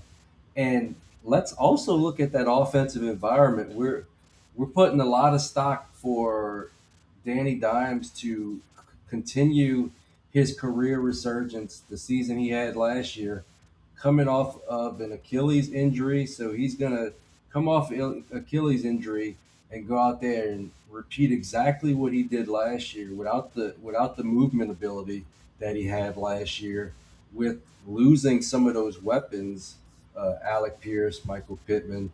So yeah, I mean, for me, it's bad all the way around. I think that this Indianapolis passing game could like kind of crater this year. And when we're talking redraft, I'm not going to bet on a guy that's already injured coming into the season. That's just a bad bet. Like, I'll bet on guys that were injured in 25, got procedures, are healthy in camp and ready to go. But a guy that's continuing to be injured and is probably going to be injured into the season for an offense that I have questions about, out. Just think, we're gonna see Malik Neighbors before we probably see Alec Pierce. That's tough. That's tough. That's fucking God. Neighbors is out there already. I haven't even seen any Zapruder film of him moving around. No, he's not practicing yet. He's real pumped up. Like, he's real pumped at this point. He's real pumped up. Can't somebody just get like that 9mm and watch him running around with his helmet on like Ricky Pearsall? Nah, boy, Nah, we ain't seeing Alec Pierce at all. And to your point, if he's with Daniel Jones, For we sure. saw it. We saw him kind of grow last year and start running a little bit, like running a little bit more, running slants and skinny posts and things like that, where he can kind of use this frame to box out. But he needs that time on task. One thing that Adonai Mitchell talked about, which you guys know, I love Adonai Mitchell like he was my firstborn son. Go dogs. I hey, facts. But wait, no, not go dogs, but also we love Adonai Mitchell. That's rough. But you talk about like getting confidence and just being out on the field and playing, and that is invaluable. And for him to come in and have to be, if they want him to be the man, and they paid him like he's going to be the man, I don't think that he's going to get off to a very fast start, or he'll have the reliability that you want. It'll just be the Alec Pierce roller coaster experience, and it's just not going to pay off. Wide receiver 33. Just to give you a couple names that I would take over him going at wide receiver 33. Let's see here. So you got, I would take Jordan Tyson without question. I would take Parker Washington's at wide receiver 30. Hell yeah. Cortland Sutton, DK Metcalf. I would even take Skinny Marv over him this year. So, especially for redraft. So, I just can't click the button. I would take KC Concepcion, which everybody lost their goddamn minds when I said he reminds me of Malik Neighbors. Just discount Malik Neighbors. So, I would take all those guys over Alec Pierce right now. Shit. We can keep going down the damn bucket. I'll take Rashid Shaheed over goddamn Alec Pierce this year. I'm really not. I take they're Deshaun. the same type of player, at vastly different prices. Deshaun Booty, I'm taking over Alec Pierce this year because I think. Whoa. Yeah, you taking Booty over him? I'm taking some booty over him. Jacoby Myers, I'll probably take over Alec Pierce this year because I do not think Alec Pierce plays a full year this. I don't think he'll.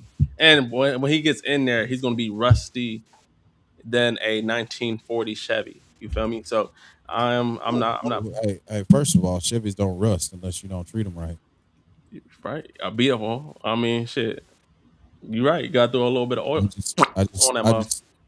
As See, look, what Phils will say. I don't want no parts of Alec Pierce at all. Even no parts, brother. We all on the same path. I just wanted to, as the artist formerly known as Chev, I just wanted to throw that out there. That's all. And Rock, how about yourself? Who are you fading, wide receiver? All right. So my theme is I'm going for the top. I'm going for people that everybody likes. And my player hater take is Rashee Rice. And I'm taking T. Higgins. I'm taking Jalen Waddle. I'm taking Mike Evans over Rashee Rice. I mean, he's talented. This is not a talent take. When he's on the field, his yards per route run are great. He's put up numbers when he's been out there. My problem is, it looks like his legal issues are behind him, but that shit can pop off at any time. But my biggest problem is you're asking me to take him at wide receiver 11, which basically bakes in none of the risk. You're talking about a guy that already served a 6-game suspension.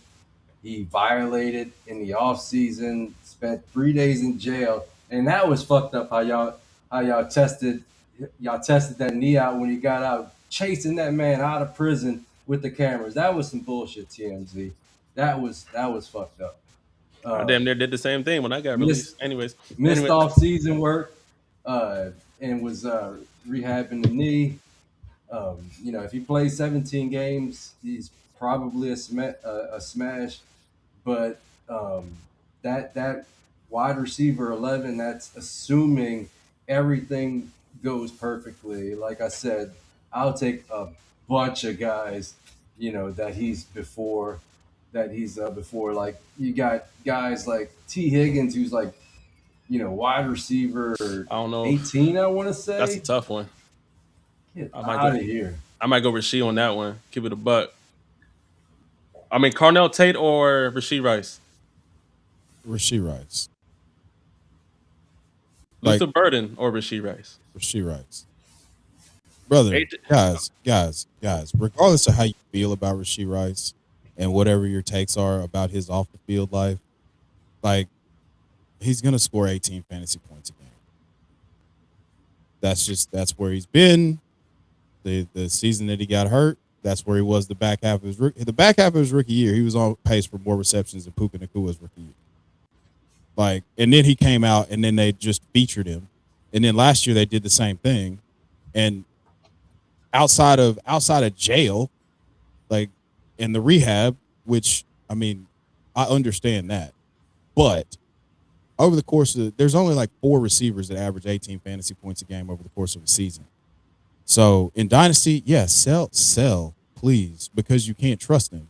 There's a good chance that he ends up playing for the mean machine rather than playing for that he does playing for like an actual NFL team. But it scares me from a Dynasty perspective. But in redraft, yeah, I can't. They don't have who's the number 2 receiver? Cyrus Allen, Xavier Worthy. We love. Yeah, is it Xavier Worthy? Travis Kelce, 36-year-old Travis Kelce. 36-year-old Travis Kelce out there running post up routes, looking like 30. Yeah. So as much as we want to be out, there you can't be out. Yeah, I think with Rasheed Rice, the Chiefs need him to be their go-to guy, right? You can't trust Xavier Worthy, and I think he has this. I think we know what Xavier Worthy is at this point.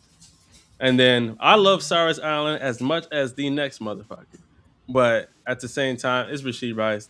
He's going to get a bunch of targets. Then they're going to run the ball. It's only going to be Rasheed Rice, Travis Kelce, Kenneth Walker. Those are going to be your 3 main pieces of that Chiefs offense. And then everybody is literally battling to the death for touches after that. Rasheed Rice or Chris Olave? Chris Olave. Chris Olave. Chris Olave led the league in air yards last year. Rasheed Rice or Devonta Smith? Devontae. But I don't like it because he's Eagles. But I think Devontae. I split the bill right down the middle, and if I'm doing 20 drafts, I take 10 of each. I think Devontae goes 16, 17, maybe even 18 points a game this year as the true number 1 finally. Rasheed Rice is always doing that though. Who? Rasheed Rice or Zay Flowers? That's a toss-up for me. Pancho? I'm going to go Zay just because he's going to get peppered. He's literally going to get peppered with a ton of targets. So is Rasheed Rice. But I think Zay gives you a little bit more of a yak. But it's by a smidge, though. But I'm going Zay. Rasheed Rice or Malik Neighbors? Malik Neighbors? Yeah, I don't think that's it. Yeah, I don't think. Well, all of these guys are behind Rasheed Rice. That's why I was mentioning.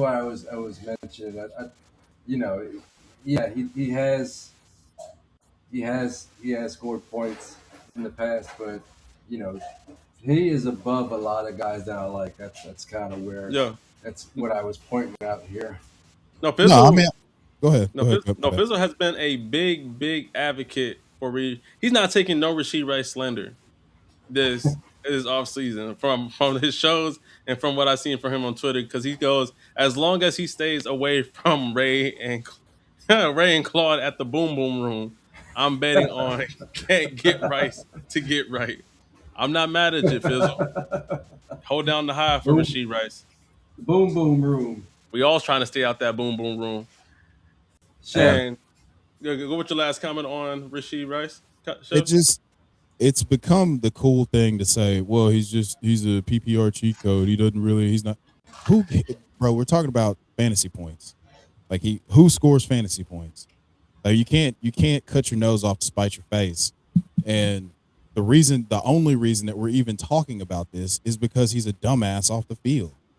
If he wasn't a dumbass, we wouldn't be having this conversation. And we'd be like, hey man, like I know Rasheed Rice might be like limited as a player potentially, but that motherfucker's gonna score 18 fantasy points a game.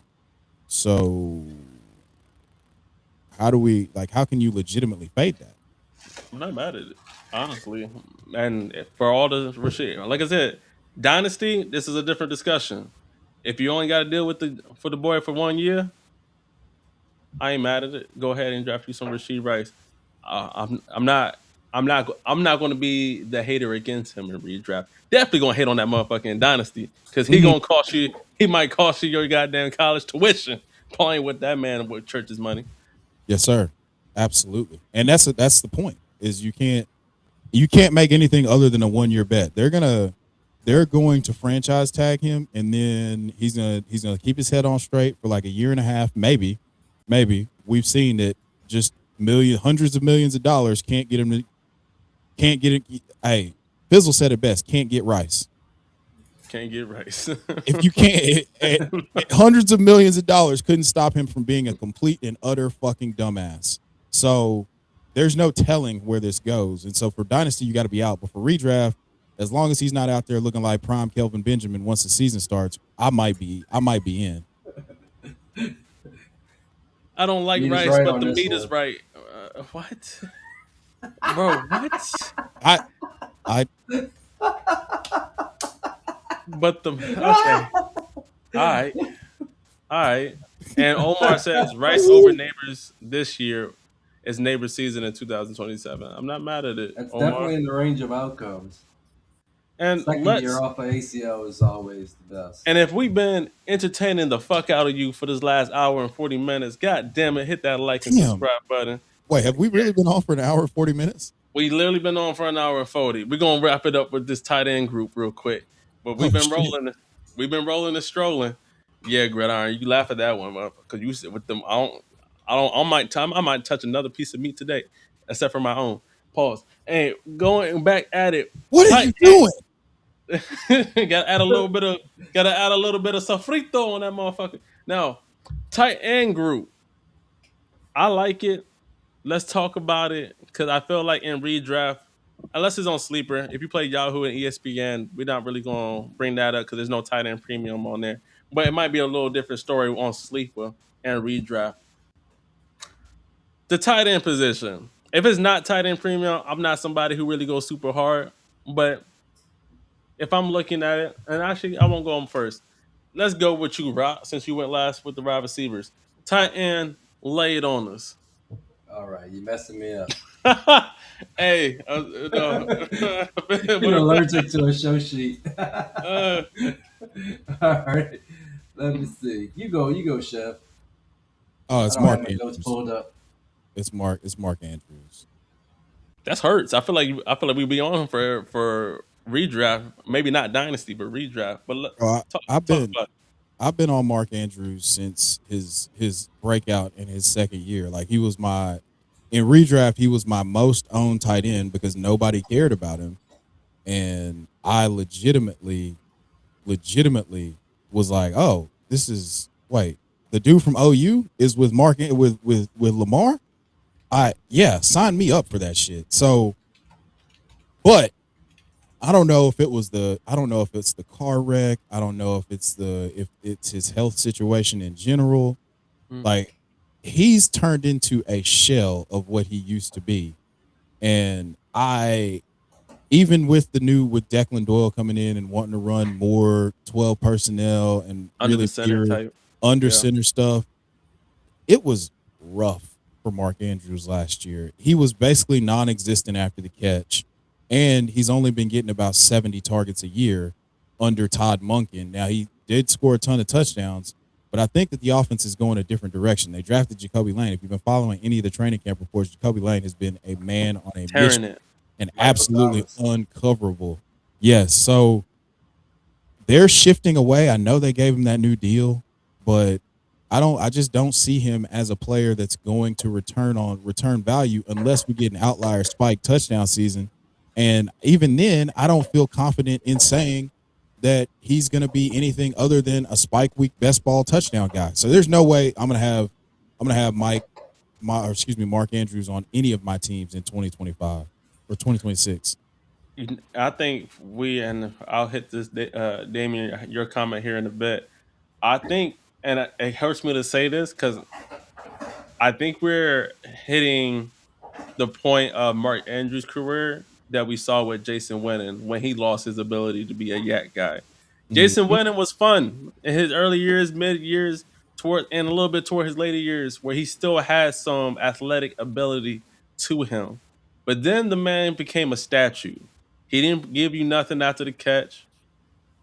He basically, and honestly, if you're kind of looking at it now, you don't lost your younger talent after him.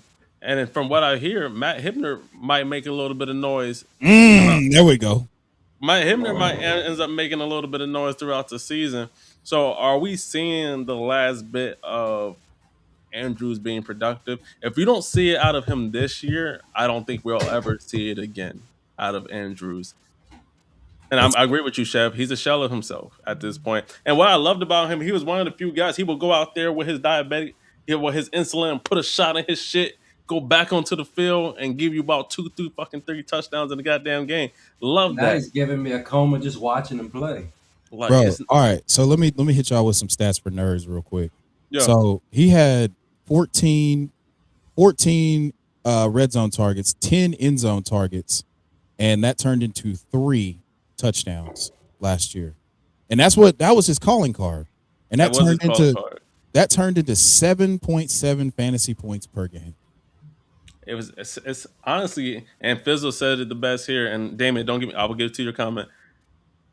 It's time for it. Might be time for Andrews to hang it up, and we all hate to see it because we love the player. Yeah. But we love the Went player. with two deep targets in 17 games last year. Deep target being a target of 20 plus yards downfield. All of our heroes die at some point. And sometimes they go out the best ways, and sometimes they go out trying to be what they ain't anymore. Damien says, "My boy is too famous to see my message." No, never that, Damien. And we can't wait to get you back on to see you on our morning rest shows. He I says, think we need 2,000 subs to be famous at least, right? somewhat. Hook it up, guys, Uh, gals. He says, but as much as I hate Jawan Johnson, I think he finishes as a top 5 tight end in fantasy. And honestly, I'm surprised he might make the list. You never know. To hate on and redraft. Wink, wink to that. But Juwan Johnson, I'm not gonna beat you up on it, but I do got something to say once I get to my portion. So we'll see on that. But yes, Mandrews, it might be the decline out here. And Fizzle says at least he got paid at the fall off. Shit, wouldn't we all love that? To get paid when we're all on our way out. Nevertheless, Rocco, He got a who is your lifetime tight end? contract. I'm telling you. All right, all right. It pains me to say this one, and it's a repeat of last year. And I had egg on my face a little bit last year, especially down the stretch. But Travis Kelsey will outscore Colston Loveland in fantasy football in 2026. Wow. Eh, Wow. okay. Yeah. I Everybody's spending a fourth round pick on Loveland, who is the tight end 3, which He is is. very aggressive for redraft. I'm gonna wait another 4 or 5 rounds to take the 36-year-old that everybody thinks is dead, but produces a top 5 tight end season every single year. It's the price that scares me with Loveland. He was awesome, like he was legit awesome last year down the stretch into the playoffs, and it could explode again, and this could backfire on me because Burden is hurt, and if Burden's not healthy to start the season, then the pass game gets a little bit more concentrated. But if I'm gonna hate on Oduze, if I'm a little bit worried about the ceiling outcome for Burden, then I'm gonna be worried about Colston Loveland as well. We're talking about Chicago that's never had a 4,000-yard passer. I think that ends this year. I really do. But how far over 4,000 yards? Are we talking about 4,500 yards, or we're talking about 4,035 yards? It's a big difference for all of those weapons. Um, so essentially, what I'm worried about is him being tight end 3 when I can wait many rounds later and get a Tyler Warren who's basically guaranteed to maybe get 10 catches a game, 10 targets a game at least. I can wait on Tucker Kraft, who's going to be coming back and is going to be the stars and moon of the Packer offense. Everybody knows he's the number one in that offense when healthy. I can wait rounds later and take Harold Fannin Jr., who's going to be everything for that offense. Or I can wait a half of the draft later and go in the double digit damn near rounds and go get a Travis Kelsey, who all he does is produce when he's out there. I know we keep thinking that he's going to be, sent off to be married, but he came back and he's playing, and by all accounts, he's in the best shape he's been in the last few years. So at those prices, I'm out on Loveland. Don't forget about Isaiah Likely. And He's likely a tight end too. Yeah, I mean, yeah, you get Ed or Omar, who apparently has his own book of secrets. Is you could do something real strange and then take a low upside player like Ferguson and then wait on Kittle to come back. Like that, I'm 100% with you here. I don't know why we do this every single year. Right now, there's no year 2 quarterback that is going that we steamed up a ton, right? Because Jackson Dart, terrorist, Cam Ward, people still don't know if he's good. Tyler Shuck, we believe, but he's not ascended yet. So we've done it with Colston Loveland. We got super horned up about Colston Loveland. And to be honest with you, he's tight end 3. That's a hell of a ceiling. And if you're taking him at tight end 3, he has to hit tight end 3 prices to pay off. That is how this works. If he hits tight end 5, he's a bust. If he hits tight end 10, you're gonna feel that 100%. Yeah, it's gonna be a surprise proctology exam. Especially when you look at where you had to take him, and then who went off the board after you took him. That's when it's going to make you real sick to your stomach. Yeah, I mean, getting Tucker Kraft or even Sam Laporta. Did you mention Sam Laporta? There's a lot. I don't think nobody really is mentioning him. Yeah, it's a full grown. Yeah, dude, fourth round Colston Loveland. Let's go to what you would have to take.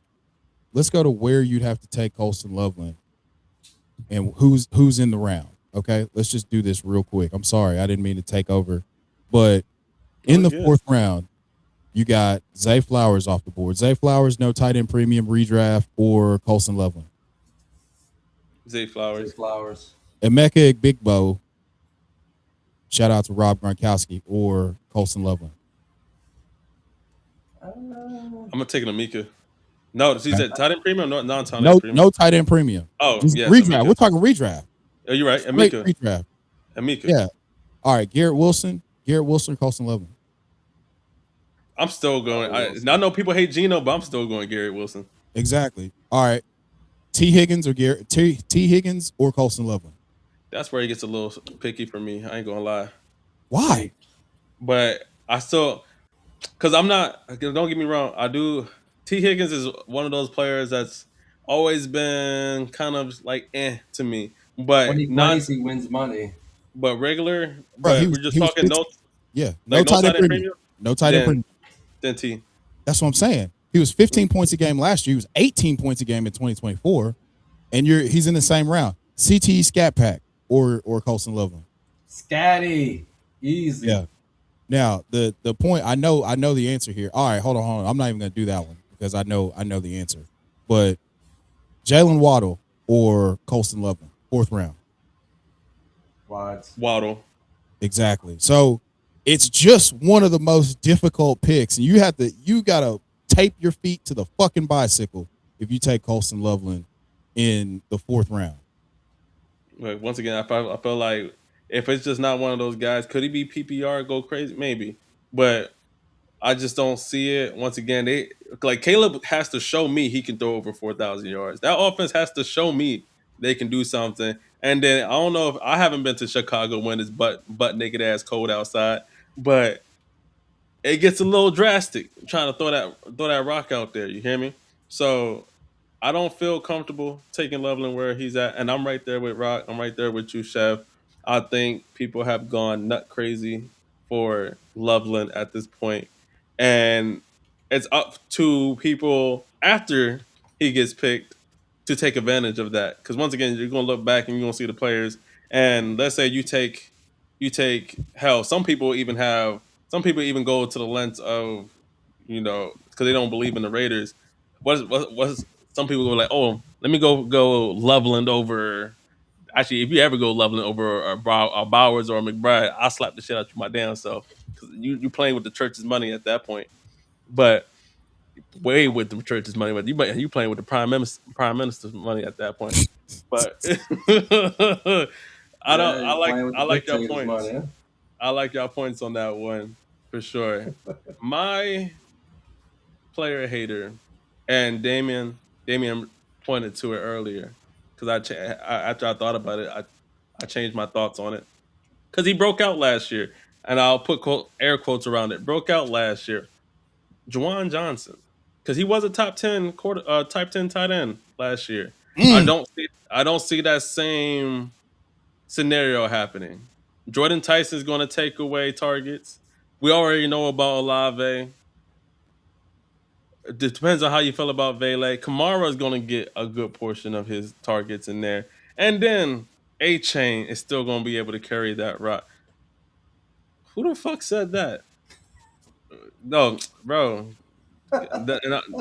You lucky. I'm ignoring that shit. Anyways, yeah, I'm not playing with no Juwan. I know I like me some Juwan Johnson last year, but I don't think you see the same outcome for sure this year, where he's still going to get his, but I don't think he's going to be top 10ish. You know who could absolutely throw him out the top 10, and I might have a different tune because Laramie Tunsil definitely tore his shit, but Mr. Chig,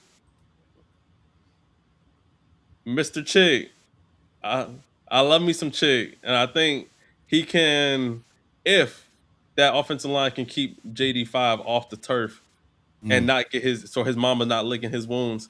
He actually JD5 might actually like that. Nevertheless, I do think Chig. Damn. I mean, shit. Y'all saw the picture of this nigga. His y'all saw the picture of him carrying his mama on his back. Yeah, it getting a little freaky at this point. My publicist told me not to comment on that Hey, one. send me. Yeah. Hey, send me what you seen for research purposes. You fucking stupid. Yeah, just let me see what you're talking about, just for research purposes. He said just for the All little right, drama. everybody, look Yeah. into this. Yeah. Hey, boy, hey, look, I'm sorry, Miss Jackson. I'm How trying. y'all feeling? How do y'all feeling about Mr. Juwan Johnson? Do y'all still see him in that top 10? Well, so Huncho, let me ask you this: if you think that the offense as a whole is going to take a huge step forward, then why isn't there room? Why isn't there room for him to come in and give you tight end 6 to tight end 10 again?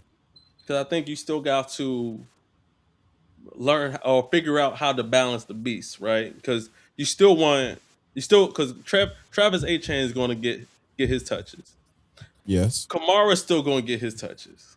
Yes. Olave is still going to get the piece of the pie.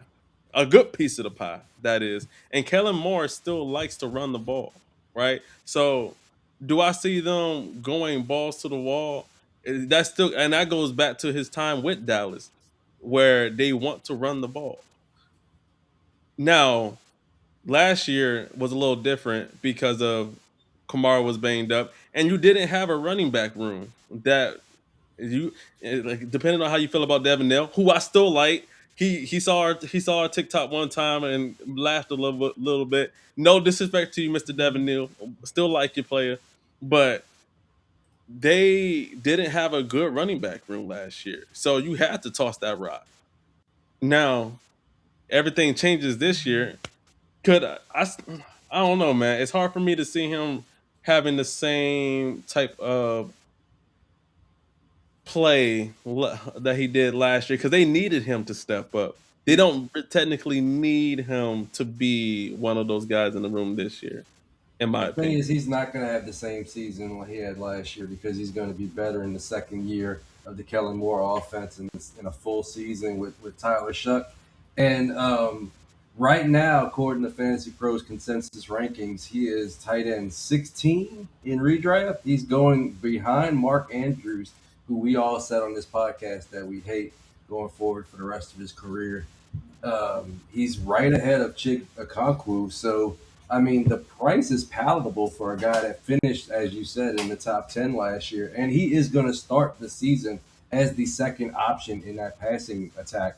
I like Tyson, but I don't see him walking on day one being the number 2 in that passing attack. Shit, And I once can. Tyson comes in there, you have Olave. That's going to leave a lot of linebacker coverage on Juwan Johnson. So he's going to have the easiest look basically out of anybody in that passing game. And unless Vele takes a huge step forward and he becomes, the number 3 locked in, then Juwan Johnson's going to have another big season to pay off at tight end 16 prices. I definitely see Jordan Tyson being the number. Definitely. Not even it might not happen like right off the gate, but you don't take somebody as early as they took Jordan Tyson and he not become your second option.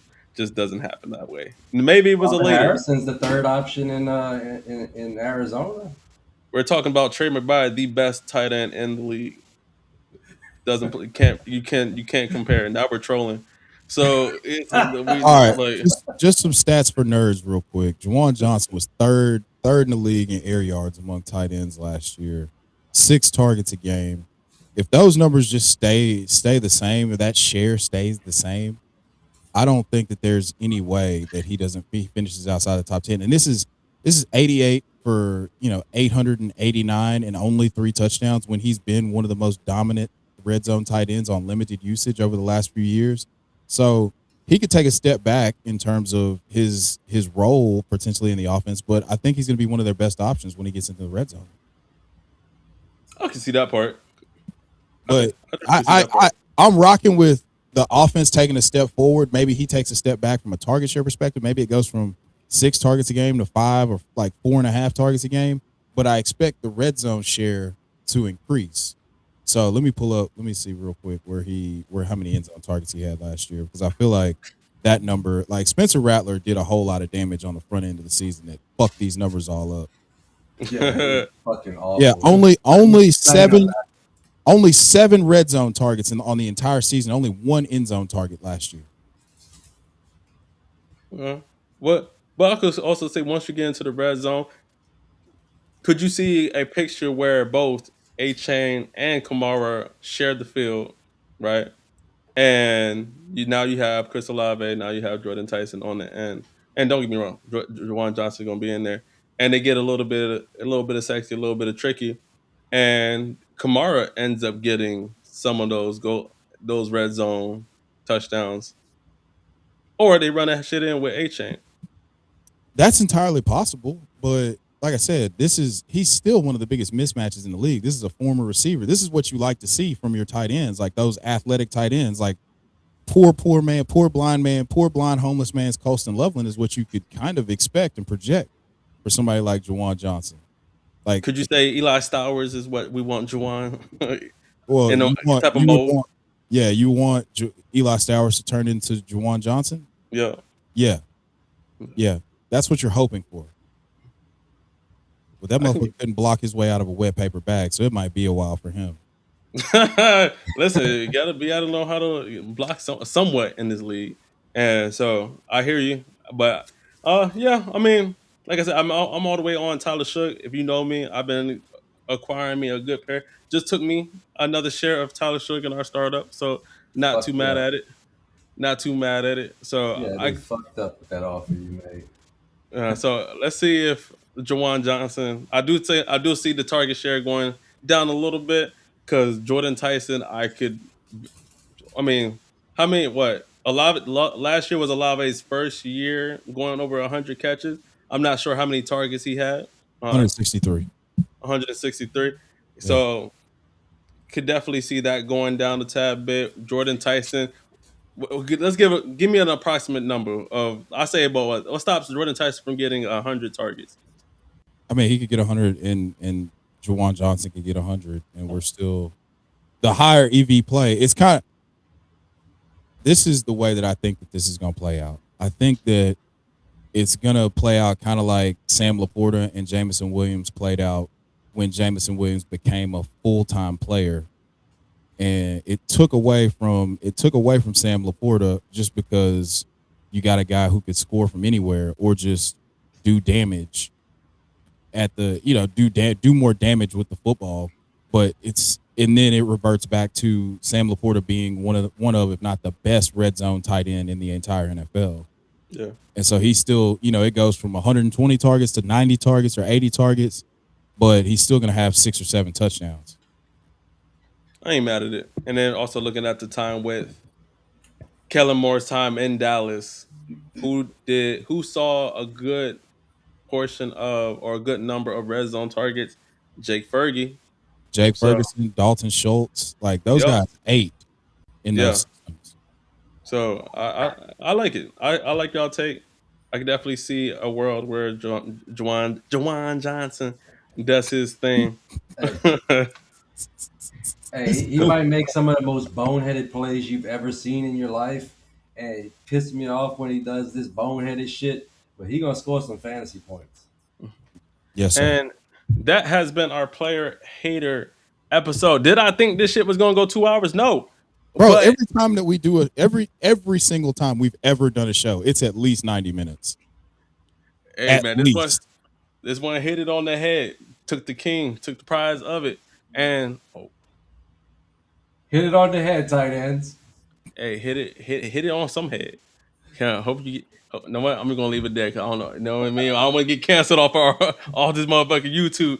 But appreciate everybody that tuned in today. Appreciate you, Chev, for joining us. And this is one of our favorite series to do because it's never too much to hate. Because how are you gonna hate aside the club when you can't get in?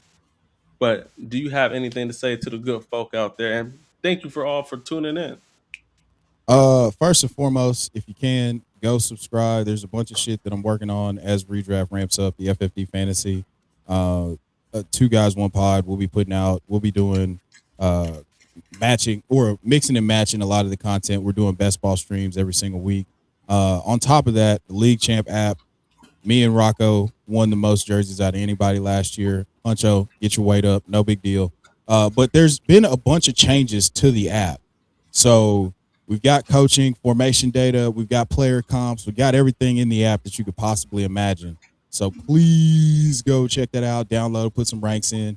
We just hit the 400 ranks mark as a platform, which is significant. So I encourage you, if there's one thing that you can do to support, it's go download the app, put some ranks in. We're giving away jerseys. I still haven't hung up my jerseys back there. It's just got Kobe back there right now. But please go download the app, put some ranks in. We're giving away free stuff.